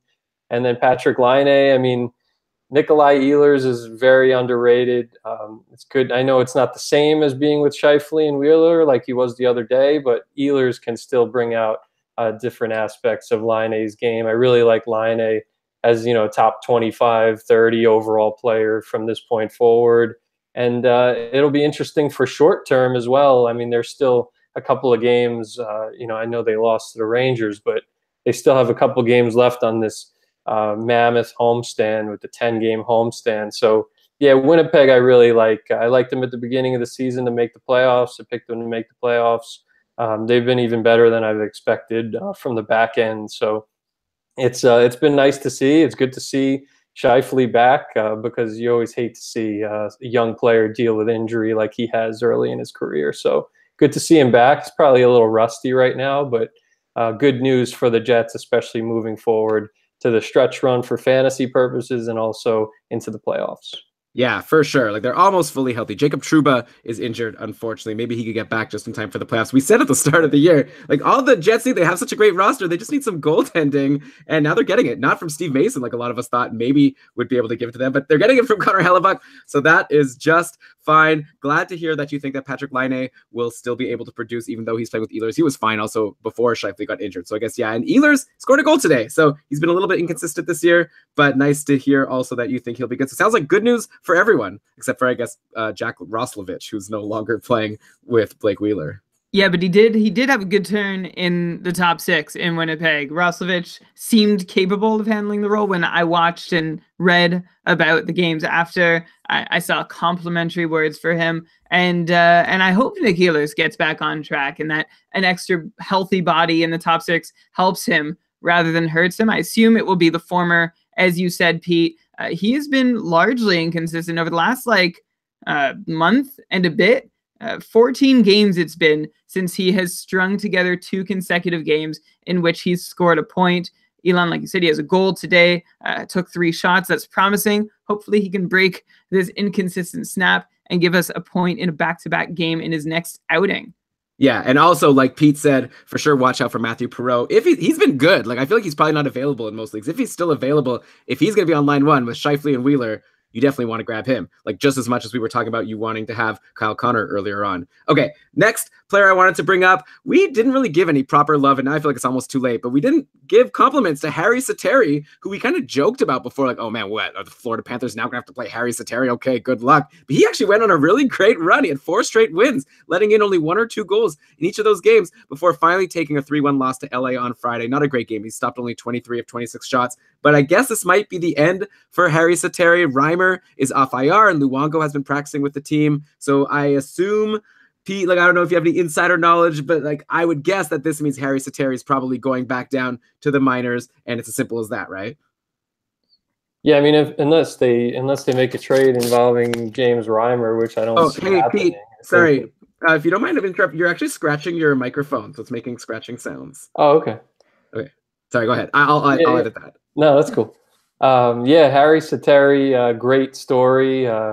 Coming back to coming to the NHL this season and stepping in here for the injured Luongo and Reimer. But I think barring any unforeseen trade, I think unfortunately he's going back to the AHL probably in the next few days. So it's one of those things where you can't say enough about the job he's done. I mean, we labeled Florida at the All-Star break when we did our strength to schedule thing. They have a very favorable schedule the last 4 weeks of the season, and a lot of games played, including that makeup game against Boston from earlier in the year. So that's noteworthy for fantasy purposes. But when we were doing this strength of schedule piece, we were labeling Florida as a non-contender because of where they stood at the All-Star break. But believe it or not, that 4-game winning streak may have gotten them back into respectability. They're, 6-8 points out of the final wild card spots in the East right now. So pretty cool for them because they got off to a horrible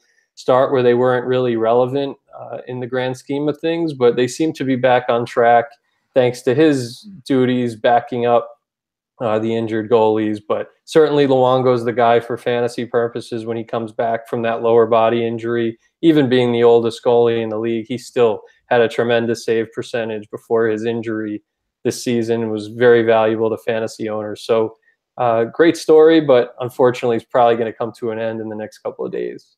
I'm with you, Pete. Luongo seems very well positioned to get first crack at his job back when he is healthy enough to play, unless James Reimer could get on another big role, right? And then if that happens before Luongo can get healthy and ready to start, maybe they leave him playing for longer. Because Florida, I don't know. I'm not sure I'm as sold on them as you are. I don't know that without superhuman goaltending performances the rest of the way that they can keep winning the way they have during James Reimer's hot streak and now during Harry Satteri's hot streak. And Roberto Luongo was also playing.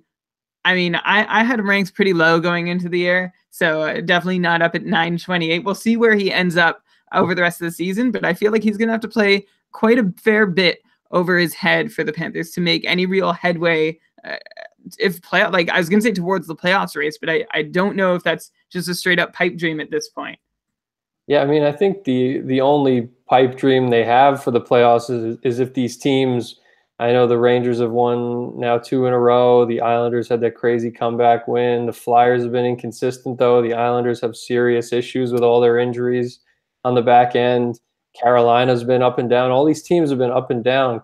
Columbus has been pretty awful over the past couple of weeks, and certainly their offense has overachieved for the season. So I'm just interested to see if they can keep up this. I mean, it may take what Luongo was doing beforehand, maybe even better. I mean, he's provided that lift to teams in years past. I don't know if he could still do it at this age, but it's intriguing to see the schedule, how it's somewhat favorable. Also, they still have a bunch of games left compared to other teams. So that's kind of what I'm looking at. They're kind of a dark horse team right now. Nobody expected them to be here. Keith Yandle's playing his best hockey of the year. Aaron Ekblad's getting hot. I know Dadonov's cooled off, but they've kind of split up their top 2 lines, and it's cool to see because they were a one-line team earlier in the year, and now with Trocheck and Huberdeau on a separate line and Dadonov up top with Barkov, it's just going to be interesting to see if they could emerge from that, 4th place and on in the Atlantic Division, because it's been those top 3 teams all year long, and we didn't expect another team to even resurface in the playoff picture. And right now it's probably the Panthers of any of those teams. Yeah, so it is very interesting. We'll have to see if Roberto Luongo can at least give us another couple good months of hockey and help the Panthers get into the playoffs. I did also want to ask you brought up Dadonov and all these line changes. I'm a full-fledged member of #Team Dadonov. I've said it on the show. Every year I like to pick my sleeper guy going into the year, and Dadonov was looking great, top line, top power play. But, I got to tell you, I haven't been a huge fan as a member of #Team Dadonov of these recent Panthers line changes. They, like you said, they put Huberdeau on line 2 with Trocheck and Malgin. And then they've had Bjugstad with Dadonov and Barkov on the top line. And Dadonov, he was on this really nice hot streak. Now he only has 2 points in his last 7 games. I still like him. I don't have plans to drop him, but I'm curious to ask my 2 experts here, am I snoozing on him? Should I be considering letting go of Evgeny Dadonov? I just feel like at the end of the day, he's still playing with Barkov. He's still on the top power play, and he has this great pedigree from all those numbers he put up in the KHL. So he's probably still worth holding, right?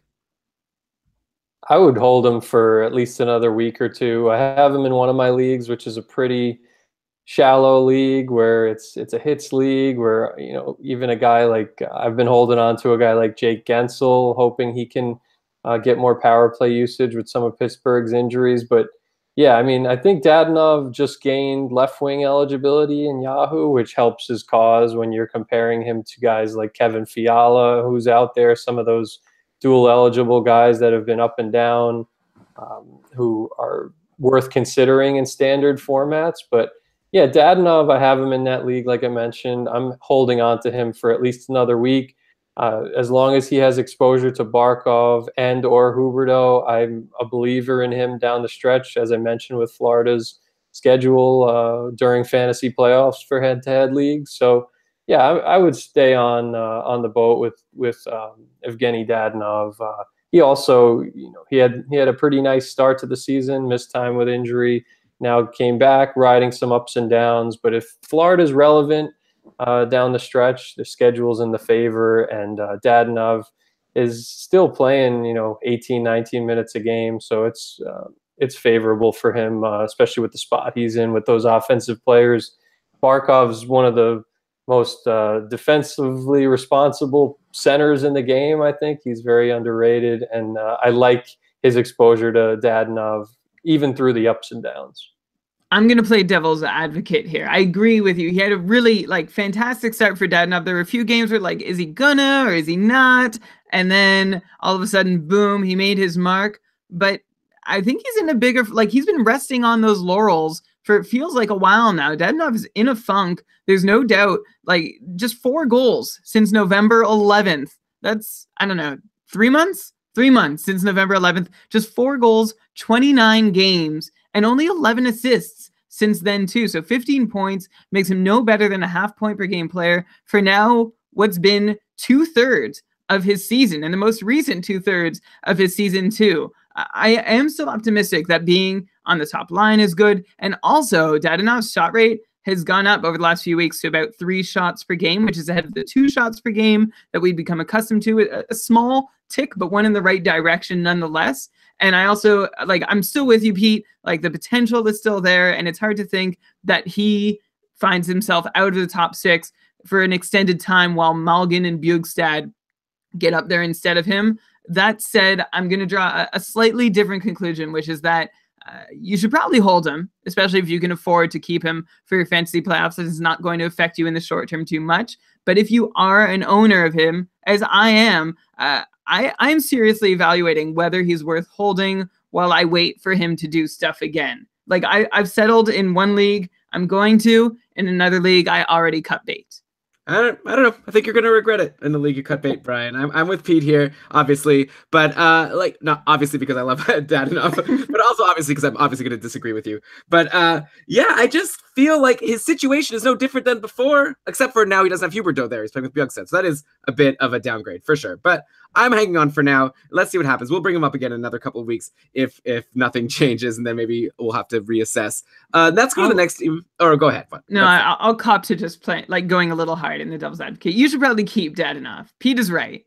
Okay. Let's see if you guys disagree. I like having 2 experts here. I also really like this term exposure and when someone's playing with something they have exposure to that. Can I use that, Pete, from now on, or is that a Pete Jensen? No, go for it. I use that all the time. That's great. Okay, so one guy that's had exposure to a really crappy team is Antti Raanta, who I think is a good goalie, but I wanted to bring him up because he's someone I said going into the second half of the season, he was kind of one of my dark horse. I think that this is a good guy. No one thinks he's that good. Arizona's been so terrible. Raanta's been having injuries and stuff, so I thought he's a good guy to add that I think he's going to have a better second half than the first half. He's kind of not helping me prove my case. He hasn't been as good as I hoped he would be. Arizona's lost 5 of their last 6 games. Raanta looked a bit shaky in his 2 games that after missing a couple games. So to be fair, he missed those games because he had a car accident. So I don't know if that affected him or if it was just playing on Arizona that affected him. Anyways, he had a good game yesterday, finally, versus Philly. He stopped 40 of 43 shots, took a 4-3 shootout loss. Like Dadonov, I still feel like Ranta's good and worth holding. And I think that Arizona is also maybe better than all of these losses indicate. I'm not saying they're a good team, but I feel like they should be able to win more than 1 out of every 6 or whatever it's been. But maybe it's possible that I'm snoozing on Antti Raanta as well. So I'm curious to know, what do you think? Is Antti Raanta and the Arizona Coyotes, are they going to give us some wins moving forward? Is Raanta going to put up a decent save percentage, or should people really just forget about him? And should I stop saying that I think he's a decent goalie and worth owning in most fantasy leagues? Yeah, he's not worth owning in most fantasy leagues, but the intriguing part about his situation is that he's in a contract year. Coyotes are one of the worst teams in the league. I'm just curious to know, I know they have more of an analytical direction than they've had in the past with their new young GM, but I'm just curious to know the direction of this team as it pertains to Ranta and also Ekman Larson, because these are guys who have been up and down fantasy players. I mean, Ranta has a 9.22 save percentage since January 1st in 11 games, so not bad at all. Not getting many wins though, only 4 in those 11 games, and certainly earlier in the year, even before that car accident you mentioned, he was banged up even from the very start of the season, from the preseason to the opening night, opening week. He was in and out of the lineup, never really got too much continuity. He has been better over the past couple of months, not from a win standpoint, but from a save percentage standpoint. Faces a lot of shots, but yeah, Ranta, I'm wondering if he's going to get traded being in a contract year. I mean, from my opinion, I think Arizona should try to hang on to him and probably should. I don't know how much they're going to have to pay Ekman Larson. I don't know. He's been an all-star there multiple times, but I'm not sure. They could probably fetch a pretty high return for Ekman Larson, especially from one of these teams out there that are a piece or two away defensively from making a cup run. I think of Toronto to be one, for one, prime example. But yeah, back to Ranta. I think that he is worth owning in deeper leagues. And if you want to take a flyer on him in a standard league, if you have a goalie injury, if someone's not coming back just yet, certainly Ranta has some appeal leading up to the trade deadline. And in a standard league, you get him right now, hoping that he's traded. I don't know if it's going to happen, but that's kind of the game that you play for the time being. Okay, so I guess you're telling me I need to give up on these Arizona Coyotes. It's just like they've been rebuilding for so long. And now if they're going to trade Ekman Larson, it's like, here we go again. How many more years until they could be a team that could have a goalie that's worth owning in fantasy? We see how good Mike Smith is now that he's away from Arizona. I guess we need to free Antti Ranta. I guess we'll see. Like, I mean, if they trade him, who is going to be their starting goalie next year? Scott Wedgwood? Like, I can't even believe this, but I guess that's the situation. One positive thing about owning Ranta, like you were saying before about like Florida's home games, Arizona has a nice stretch coming up. I actually read this NHL.com. You tweeted this, and I saw NHL.com's 31 weekly trends, and their one about Arizona was how they have 8 of their next 9 games are at home. So that might be a good sign. And it's also not only a good sign potentially for some wins for Antti Ranta, maybe also a good sign for Derek Stepan, who, he has 35 points in 55 games on the year, which is solid. Like, he's one of the only, well, not one of, he is probably the only fantasy relevant forward to own on Arizona, and maybe even player, depending what you think about Oliver Ekman Larson at this point. But of his 35 points in 55 games, he has 21 points in 26 at home. So he's like really killing it at home, not as great on the road. He's a 66-point pace for his home games. So if Stepan has all these home games coming up, like I said, 8 of the next 9 games for Arizona, I don't know if he's available in free agency or not in your league, but I definitely would like him in the short term and maybe even in the long term. Like, he's pretty solid. That was a good pickup. Too bad they're rebuilding always. Yeah, Stepan's a good play for daily formats, especially during this upcoming stretch with a lot of home games, given his splits. But yeah, I agree. I mean, Ranta, I think I had him on one of my teams earlier in the year. I cut bait. I mean, he had a great track record with the Blackhawks and with the Rangers as a backup, and especially his last year with the Rangers really showed that he could be a starting caliber goalie. You look at Arizona's defense, they've been banged up as well. They had the start of the year without Jacob Chikrin. They had Hjalmarsson out for a decent stretch. OEL has been putting up decent numbers compared to the rest of the pack, but overall his plus-minus has been a disaster. One of my main leagues, I'm in second out of a 12-team. It's one of those experts leagues, and the reason why I'm not closer to the first place guy, probably not going to catch him, is because I have so many guys with bad plus minuses, from Ristolainen to Ekman Larson. Shea Theodore has been burning me lately, so that's kind of been unfortunate. But certainly, at least Arizona's defense has been healthy lately, giving Ranta much more of a chance to hang around in games, and certainly at home to get a couple of more wins. Yeah, we noted that Arizona's team-wide trends were like going in the right direction in terms of expected goals and shot rates and shot attempt share, except like they've since stagnated or slipped in the last week or so. It's not like terribly alarming because they're still way up from where they were at the start of the year, but it also makes you rethink, if even if Ronta plays well, how much can the Coyotes really do for him, and how much can he do for them? Like, do they really even have enough pieces to consistently compete and win games? You were talking about their back end, which is greatly improved, but look up front. Like, there's so little there. Pretty thin lineup, especially with Max Domi having taken what appears to be a huge step back this season. But as you mentioned in your article, that home schedule, 8 of their next 9 at home, that is very nice. Let's hope something good comes of it for the Coyotes and for our favorite. I was gonna try and make a family relation comment. Our favorite non-uncle, Antti Ranta, but it's weak. That's done. Yeah, Dave in the chat room wrote, "I'm more anti-Ranta than pro-Ranta." That's the classic pun with his name. Dave also wrote in the chat that he thinks that Arizona should leave the league and then re-enter so they could get an expansion draft. Maybe they'll be better off that way. Several teams might be. Yeah, well, yeah. I mean, because they're supposed to, like you say, they have no forwards. Like, the idea was like Dylan Strome and, Max Domi and Clayton Keller, like all these guys. There's like other names we mentioned at the start of your Christian Dvorak. Like, it was supposed to be this like high-powered young offensive team, but not happening. Let's move on. Let's go to a team that is a high-powered offensive team, and we talk about them a lot, but I think it'll be fun to bring them up here and get Pete's opinion. We had a tweet from @Mikey0042, as well as a question on our Facebook group from Ryan asking if maybe Vladimir Tarasenko on St. Louis is a bit overrated.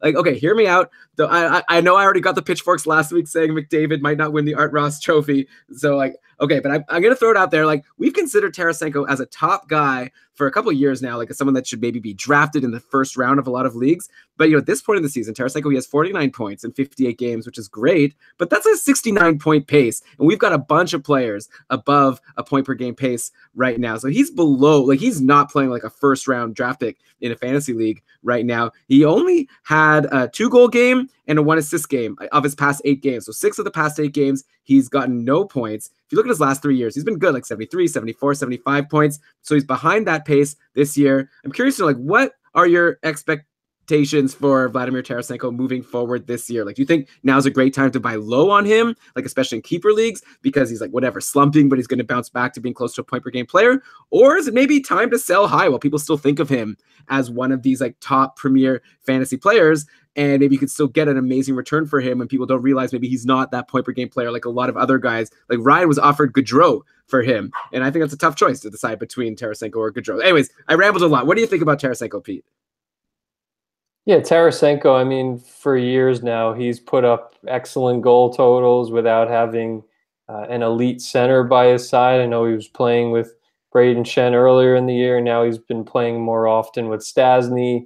The Blues have been a weird team from top to bottom with all their injuries at different points in the season.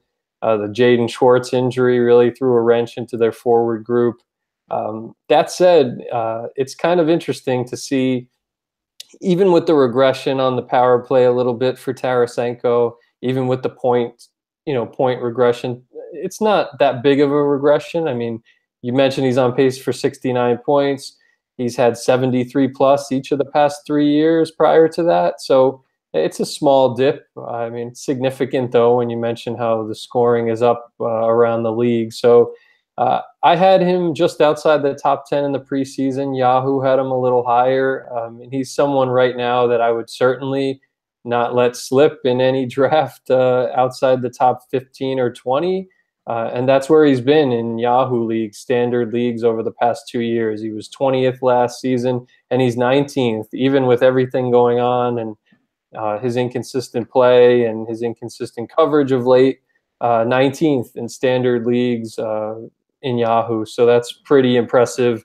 I'm not sure if he would be a buy low, considering he's still ranked that high, but I certainly like Tarasenko. He's in the prime of his career. I think he's capable of putting together a nice run to close out the season. And I would say that Vladimir Tarasenko is not overrated, even if he does take a slight step back this season. I think he's doing a lot more than other players in the league would with his centerman being Paul Stasny. So I think that's impressive on his part. That's a good point. And not even having a consistent centerman. Like, we've seen Paul Stasny be rotated all around the lineup. Tarasenko's played with Yuri Letter in the past. And As you just said, like, he, even in inconsistencies, he's still like a remarkably consistent player. Tarasenko, is I don't know that overrated is the right word. Maybe misunderstood. A lot of people think Tarasenko think 80 plus lockdown, but he's a 75 point guy, maybe 70, 75 points if you want to be conservative. Right. And he's really good at doing that. I kind of see him as someone who's close in value to like Blake Wheeler, and they usually don't get lumped together. It's usually Tarasenko way ahead, but I feel like Tarasenko is Blake Wheeler with more flair. The thing with Tarasenko is he also carries like big upside to get more than mid 70s in a particularly good year. Think like Jamie Benn, but having just turned 26, I don't know that Tarasenko is going to develop much further beyond the guy he already is. So maybe he'll do it for a season, but I don't know that he's going to break out of this mid 70s mold that he's settled very nicely into. Here's one point to chew on, though, in terms of Tarasenko suddenly evolving this year. He's shooting way more than he ever has before. His previous career high, 292 shots. This year, through 57 games, he's already got 225, which puts Tarasenko on pace for 327 shots on goal, which is a very big number. So maybe there is still some room for him to evolve, but that said, he's still on the same point pace as he usually is. Pete, you mentioned some regression that is at play here, and I see that too. Like, he probably deserves closer to an 80-point pace based on how he's played. So maybe I'm actually moving in the other direction. He has a slight downturn in shooting percentage, bigger downturn in IPP that hopefully will bounce back and put him up closer to 80 points. But I'm not about to reclassify him from a mid-70s guy to an 80-point guy just based on this year alone. If you can find someone, like if you're trading Tarasenko and you find someone who thinks that Tarasenko is like an 80, 85, 90-point guy on a season-to-season basis, I think that's a great sell high if you can swing it. But as Pete said, this isn't his greatest season so far. Yeah, and also I would love to know what would have happened if, wrong program. Okay. Yeah, and also I would have loved to have seen what would have happened if Jaden Schwartz hadn't gotten injured, because Tarasenko, Schwartz, and Shen were really rolling before that injury. Maybe this season will have gone very differently. Maybe they'll still get back hot again once that line reunites. Yeah, interesting takes. I'm also curious to know, speaking of St. Louis, we have another couple situations there, Pete, that Brian and I have been talking about for the past couple of episodes. I'm just curious to get your take on what you think is going to happen. So there's the goalie situation, right? Like Hutton has stolen Allen's role as the number one goalie. And actually, though, maybe that's getting chipped into, by the way. Like Jake Allen got his first set of consecutive starts. He got his second start in a row today versus Pittsburgh after beating Winnipeg on Friday. But Allen lost 4-1. St. Louis lost, and Allen only stopped 19 of 22 shots. So I'd imagine we're just going to go back to Carter Hutton against Nashville on Tuesday. And here we go again. Like, what's your guess as to what will happen long term there? Maybe I'll also throw the other situation at you, and then you can take both at once. There's also Vince Dunn, who is another guy I hadn't heard of before, like a few weeks ago, that's been taking the top power play job from Alex Pietrangelo, which I definitely didn't expect to happen. Like, I thought maybe Colton Parayko would. Definitely not Vince Dunn. So, of those two situations, who do you see at the end of the season being the number one goalie and the top power play defenseman? I mean, I don't know that the Vince Dunn thing seems like kind of just a trend. I mean, they're mixing it up there. They need to kind of do something. They're comfortably in playoff position, but they needed to mix it up a little bit. Parayko's great up-and-coming defenseman, but he's been hot and cold at points. Pietrangelo had the great start and has kind of cooled off at certain points as well. So mixing it up and putting Dunn there, he had that 3-assist game. He's had 2 power play points in this stretch since he's been moved up there. I don't think that will stick for the rest of the season. However, the more that I see Carter Hutton play, and the comparison to Jake Allen, I know Jake Allen had the strong finish last season and is more of the prodigy in terms of being the goalie of the future for this team. But Carter Hutton, even from his days in Nashville, showed that he was a high-end backup. He was been a high-end backup all season, and he has just dominated the workload in recent months and deserves to keep playing. Each time I do those top 250 updates, I kind of take it with a grain of salt because Allen could reclaim the job at any time. But I mean, we're getting fairly deep into February now, and it doesn't look like there's much turning back. And we mentioned all the adversity that the Blues have dealt with and Hutton just keeps it up. So major props to him. He's been a great home goalie. The Blues have been a great road team on the season. And yeah, right now, if I would say rest of season, I've kind of changed my tune, whereas a couple of weeks ago I would have say, buy low on Jake Allen. I mean, everything right now is pointing to the favor of Hutton, and I don't know how anybody could dispute it right now, to be honest. Yeah, I mean, maybe if Allen had a really good game today and got a shutout against Pittsburgh, we'd be singing a totally different tune. Right. But I think, yeah, let's see. If like Hutton had that one bad game last week, and so that's what kind of opened the door. But then his next game was good. So let's see what happens against Nashville on Tuesday. I'm assuming I got it wrong last week, by the way. I was so sure that Varlamov was going to get the first game of the week for Colorado, and then they ended up going with Bernier. So I'm assuming Hutton gets the game on Tuesday, and we'll see what happens. We might have to keep bringing this up all throughout the season, but to get your take, just like us, you were, it sounds like you're saying you were expecting Allen to take the job back at some point, and then just recently finally coming to grips with the fact that maybe that's not going to happen. Okay, a couple more players I wanted to bring up. Brian, like, what do you think about Kevin Fiala? Like, is he for real? We get asked about him so much in our Facebook group. Like, my hunch is always that Fiala is like not a reliable own in fantasy. Like, he had that super long cold stretch starting at the end of December. Like, he had this, okay, before that, he had this amazing hot stretch. He had a 9-game point streak. Fiala was amazing on that second line with Turris and Smith, but then he went cold again, and I sort of thought to myself, okay, I guess Fiala is one of these guys who was hot, but at the end of the day, for me, like usually in fantasy, I'm not big on owning a player who's not on the top power play and not on a super exciting line, like not one of the go-to lines. Now, but then again, he got hot again. He put up 4 goals and 1 assist in 3 games a couple of weeks ago. Then this week, he did nothing for 2 games. He scored versus Montreal yesterday. I feel like everyone who added him after that hot stretch a couple of weeks ago is probably still holding on and happy that he got that goal. But I don't know. To me, I don't know about Fiala. Curious to get both of your takes, Brian. Why don't you go first? Like, am I missing the boat with him? Or am I right that he's maybe worth owning once in a while, but not like a super reliable guy as some people are starting to think of him as? Super reliable, I don't know. He's only 5 points shy of what Mitch Marner has. So if you're really into him, as we talked about at the top of the show, then maybe you should be close. Like maybe he's a little more inconsistent than Mitch Marner, probably lower upside too.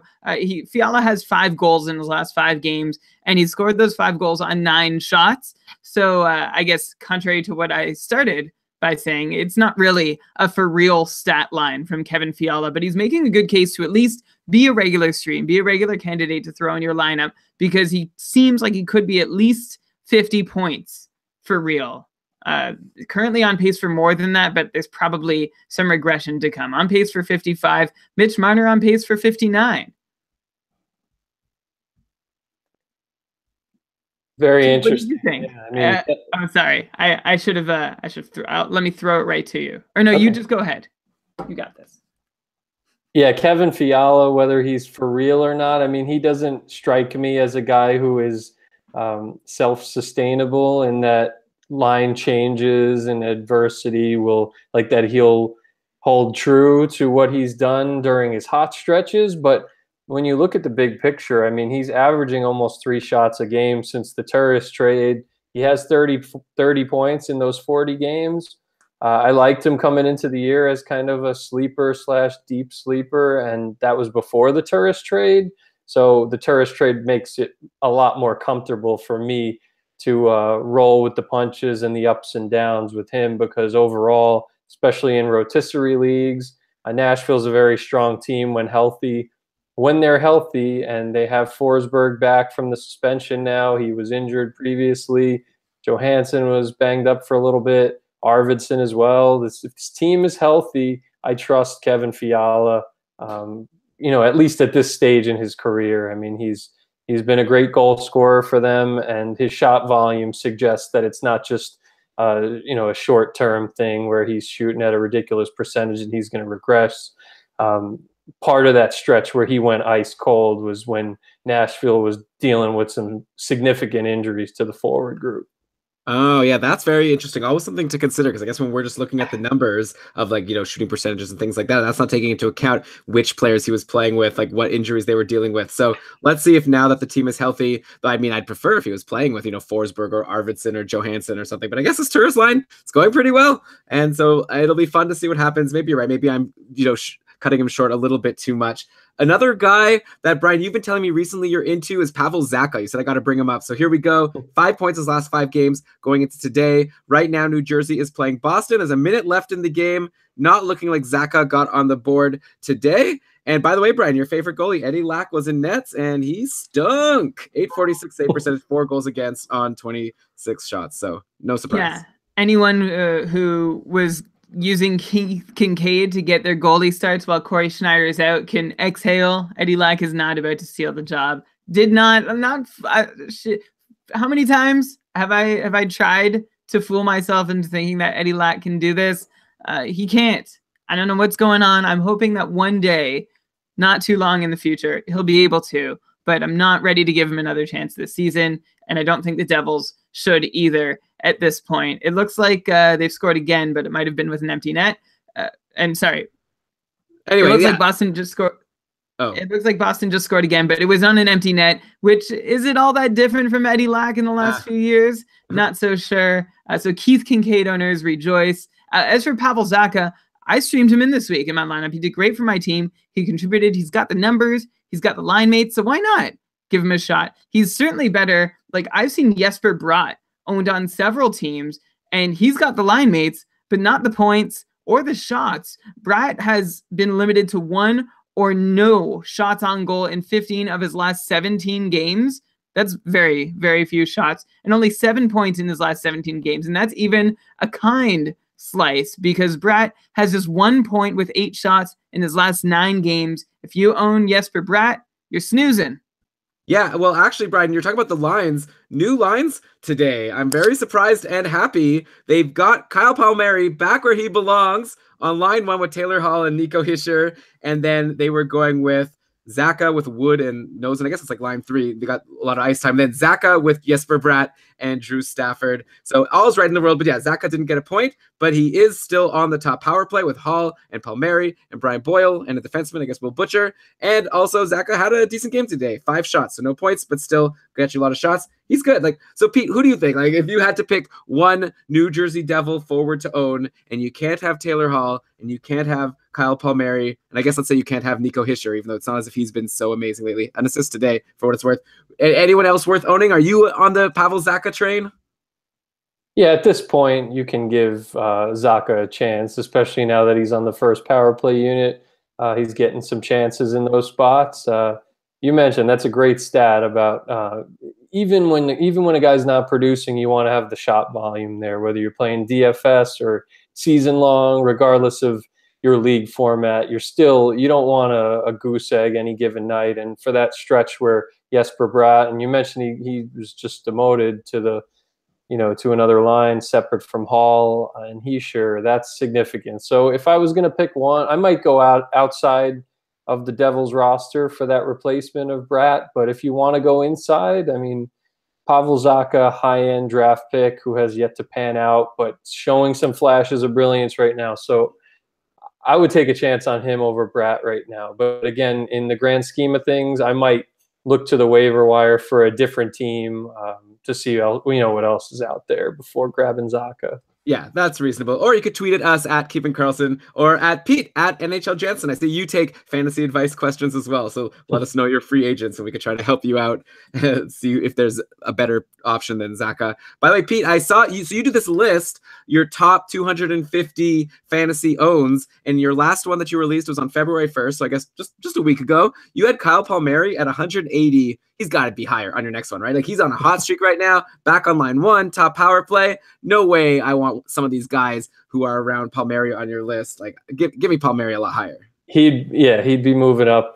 Certainly has had 3 multi-point games, I believe, since I did those rankings. So it's changed. And now he's back on the top line. So Palmieri's been a top 75, top 100 overall fantasy player in recent years. So it's good to see him healthy. Dealt with a lot of injury earlier in the season, and back on that line, opposite wing of Taylor Hall is all you need to know. He's a great category coverage asset in season-long leagues, and certainly a top 150 overall player when things are going in the right direction for him, as they are now, as opposed to a week and a half ago. Yeah, and Brian, I see you're freaking out on the video and in the chat room. What's going on? Mike Smith just got injured, and he's carried me so much this fantasy season, so I'm panicking. I'm trying to make some moves live on the show, trying to find the leagues where I need to fix my goaltending situation. I know it doesn't make for great podcasting, but this is real-time situation room business. Well, how serious is this injury? I don't know anything. Well, there was a tweet that I saw that it looks serious. Someone else wrote that it looks like a pulled groin, which would be very bad news. So in one league where I just added Michael Neuwirth, where I need a lot of goalie help, he is gone, and I am preemptively adding David Rittich. Maybe John Gillies gets a look. Like, who knows? David Rittich at least has played well for Calgary in his stints as backup, way better than Eddie Lack did when he had his short opportunity in Calgary. So Rittich has been a very capable number two. I wonder if this is opportunity for the Flames to see what they have in John Gillies, who has been their top goaltending prospect for a little while now. Just trying to process it all. Oh, man. What should we do? What do we do, Pete? Start the episode over. Yeah, definitely. If you're in a deeper league, you got to at least throw Gillies on your watch list, see what happens. Hopefully it's not serious for Smith. I did not see the play just now, but that's not good news. He's been a clear top 10 to 15 goalie all season long through the Flames, ups and downs offensively. So, and he's in the later stages of his career, but certainly has bounced back from his days in Arizona in recent years. So, but you know what? I kind of feel bad. I feel like I kind of forgot about how Mike Smith gets injured every year. I feel like we haven't mentioned it this year to Mike. You know, we always say like when Chris Letang or whatever, and we're always saying, watch out, he might get injured. We probably should have been saying people need to be prepared for the fact that Mike Smith always gets injured. We were enjoying the wave, and now might be some tough times ahead. Well, he was so consistent. I mean, all year, whether they were scoring or not, or winning streak or losing streak, they've had some lengthy ones for each, but he's been putting up good numbers even in losses most of the time, Mike Smith. So props on a great season, and I hope he's not out too long because that will throw a wrench into many fantasy owners' goalie situations. Yeah, and also like the Calgary Flames play. Who knows? Maybe Rittich and Gillies, and that's happened before, by the way. Like sometimes you jump on the backup goalie, and then it turns out that it's the other goalie that comes up from the minors that ends up taking the job while the main guy's injured. And the only reason he was in the minors is because they wanted to get him more starts, but he's the actual goalie that people like, and that might be the situation with Calgary and Gillies. Wow. Okay, we're doing things off the cuff here. I still wanted to talk about the Chicago Blackhawks. Maybe we could just talk about them quickly and then end the show. They've been messing with their lines. I assumed Kane and Schmaltz was a lock like for the rest of the year. They were doing well together, but for some reason they split them up. They were going with Kane, Hartman, and Anisimov for a bit, and then they had Schmaltz in the bottom six. But then if you look at the line combos over on Double Hockey, like they were shuffling all over the place trying to get a goal against Devin Dubnyk, and they weren't able to get one. So I'd imagine things will shake up some more. But like just last week, I called Nick Schmaltz a potential free agent pickup MVP on the season. Like he's been so good. He was available to everyone to add for free for a long time at the start of the year. He was way up at 121 on your list on February 1st. So I'm curious to know, like, are you worried at all about Schmaltz getting split from Patrick Kane? Do you think it's short term? Like 121, a lot higher than you had Kyle Palmieri. Now I'm nervous about Nick Schmaltz. Yeah, him and Palmieri are going in opposite directions right now. The one thing that you could say that was why I was so high on Schmaltz prior to the year and certainly during the season was his exposure to Kane, but that's a big change. I mean, Joel Quenneville has shifted a lot of lines this season. It's been a nightmare season for the Blackhawks, but he has been their second most consistent forward over the past 2 months of the season outside of Kane, and it's because they've been playing together at even strength and usually on the power play as well. But yeah, I was looking at the lines from the Minnesota game. It was like all over the place. Taves and Kane were together a little bit. DeBrincat, Taves, Duclair. Schmaltz was with DeBrincat and Duclair as well. I mean, there's just not a lot of trust in this forward group right now outside of Patrick Kane. That's the harsh reality. And even for their defensemen, it's all over the place. I mean, Seabrook has had an awful year, but he's kind of been producing lately. And then Keith is still without a goal, so it's just some crazy things going on, and it's unfortunate, for all the teams and fans of the Blackhawks who have seen them dominate in the past decade. I mean, this is quite a fall from grace for them going back to last postseason where they were swept out of the first round. And then certainly this season, they do not look like a playoff team, at least when Corey Crawford is not there. I mean, he's been their MVP outside of Kane. So, yeah, their forwards individually speaking, whether DeBrincat, I know he's up there in the rookie goal scoring race. I think he's tied for second or maybe third right now with Yanni Gord, but has not been reliable, has not been in the top six all season. He's just had some stints there and sees some decent power play usage, but there's just not a lot of trust in Chicago's forward group right now. And I'm going to expand on what you said about the defense. It's been so poor. We've seen Brent Seabrook fall from any kind of fantasy relevance. Duncan Keith, also just so brutal. Patron Dustin has been keeping tabs on Duncan Keith's woeful season over on our Facebook group and has been tracking Keith's progress to becoming the defenseman to take the most shots in a single season without scoring a goal. The record for the most shots ever taken by a defenseman in a year without scoring is held by Gilles Mariotte, who put 154 pucks on net in 1967-1968 while patrolling the blue line for, believe it or not, Chicago. So Keith is closing in on that territory. Second place on the list, by the way, is Mike McMahon Jr., who spent time in both a Minnesota North Stars and Chicago jersey the next season, 1968-1969. So here we are 50 years later. We have another Chicago defenseman approaching this infamous mark. It's been very, very yucky for Duncan Keith. Hey, that's a lot of shots, though. So that's something.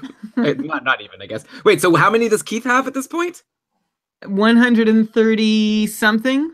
And Mariotte's record is 154. Oh, that's soon. That could be like a couple weeks from now. Yeah, but it's all gone to waste if Duncan Keith scores at any point. So he could get into first place on the list, but then score a goal and eliminate himself from the list. Oh, you have to. It's not like the most shots before a goal. You're saying a full season, no goal. I wish I had the technology or data set to find shots before a goal, but right now we only are able to find out shots without scoring a goal all year long. Remember, Brian, in the Ottawa Senators' first season? Pete, we got to do some Ottawa talk here.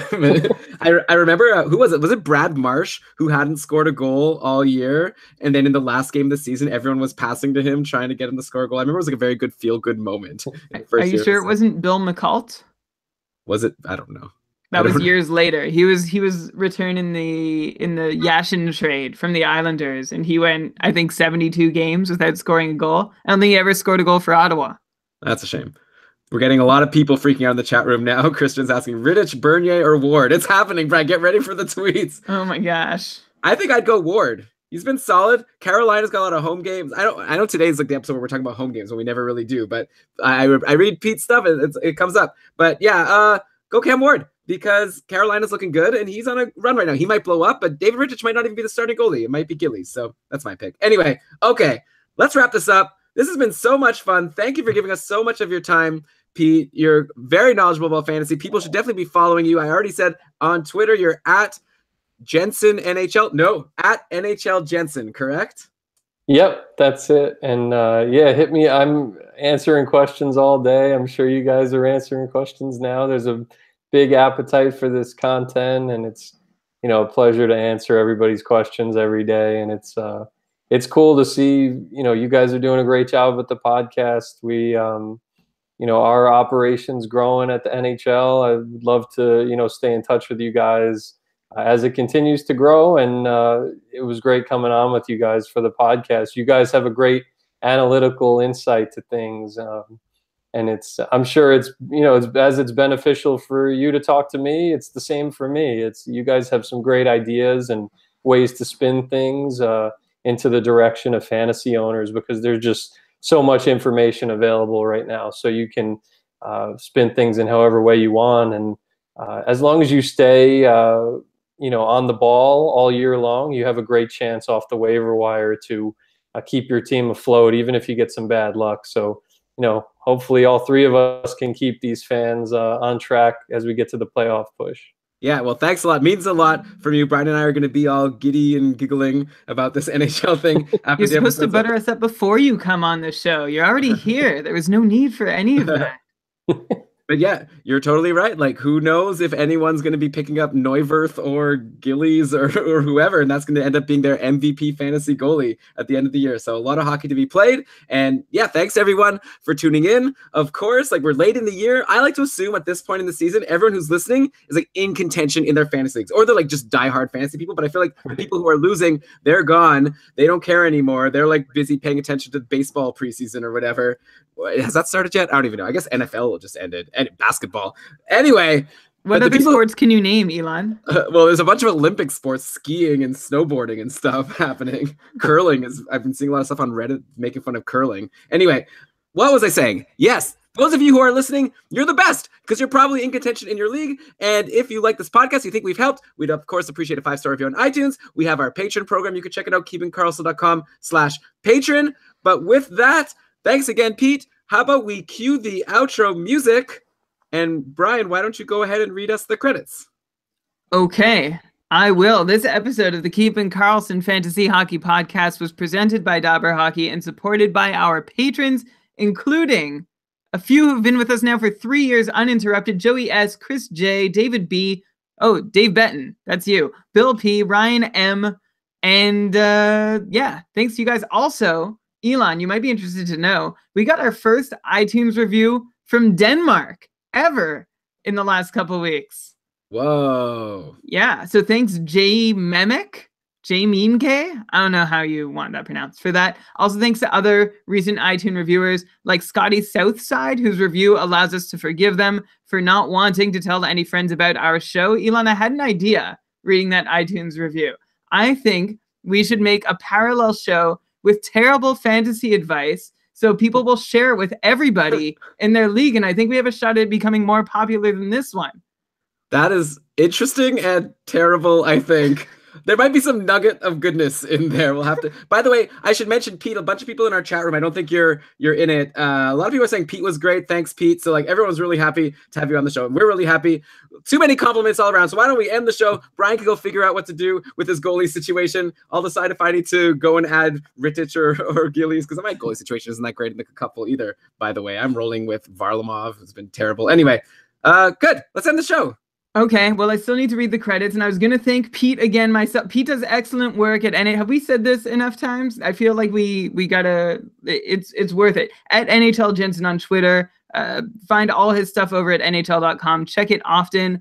And one more thank you before I read the credits to Mathieu for today's episode title. He suggested it in the chat live, keepingkarlsson.com/live. You can join us every Sunday night at 8 p.m. Eastern and suggest your best episode titles. Mathieu won this week and helped me with the rest of my night, so thanks for that. This episode was researched with help from Dobber Hockey, Frozen Pool, Dobber Prospects, Corsica, NHL.com, Natural Stat Trick, Charting Hockey, HockeyGoalies.org, Hockey Reference, Hockey Viz, Hockey Database, Elite Prospects, Roto World, and Fantrax. Okay, well, no one's listening anymore because we spent too long just like thanking people and complimenting each other. So thanks everyone for listening. We will catch you all with another episode next week. Ugh, you're muted. Ryan, you're muted. No one can hear you. Until then, keep on keeping Karlsson. Bye. I pushed another button, I think. I think that, is it my fault that I've been stuck on the video this whole time? I don't know. Google's been doing that a lot lately. There was another time we had Steve Laidlaw on, and then he was on the video the whole time, and I didn't know why. Because the whole idea with this software is it's supposed to always go to who's talking. That's like the whole brilliant thing. But whatever. Brian, you're a good-looking guy. You had a haircut, so it worked out. Thank goodness I got this haircut. Anyway, yeah. So we're still. This isn't live for like this won't go into the show, but I guess people in the chat room are still seeing this. But yeah. Thanks again, Pete. That was a lot of fun. Oh, yeah, that was great. Thanks for having me, and we'll talk again in the future, definitely. Yeah, we'd love to, and yeah, definitely. Do you do this podcast in the off season too? Yeah, we do a summer series. So last summer we went every second week. So sort of a lot of like retrospective, like who are some players that surprised us last year? Do we think that they'll be able to do it again next year? Like both positive and negative. And then it gets very exciting on July 1st at the free agency. Like, like then we get some. I would love to talk to you guys like during the dead of summer to just like make sense of everything, how we start doing the rankings and stuff. We can be fun. Yeah, for sure. Well, you definitely have an open invitation to come on the show. This was really great. Everyone in the chat room was really enjoying it a lot. Cool. All right, cool. All right. Well, have a good night. I'm going to go work on editing now. Yeah. Thanks, guys. Good to meet you, and keep in touch. Thanks. For sure. You too. We'll send you the link when we've got it. Yeah. I'll retweet it and with NHL fantasy and mine. So get you some good hits, hopefully. Cool. And everyone in the chat room, bye. See you later. Good night. Thank you. See you guys. Thanks again. Take care.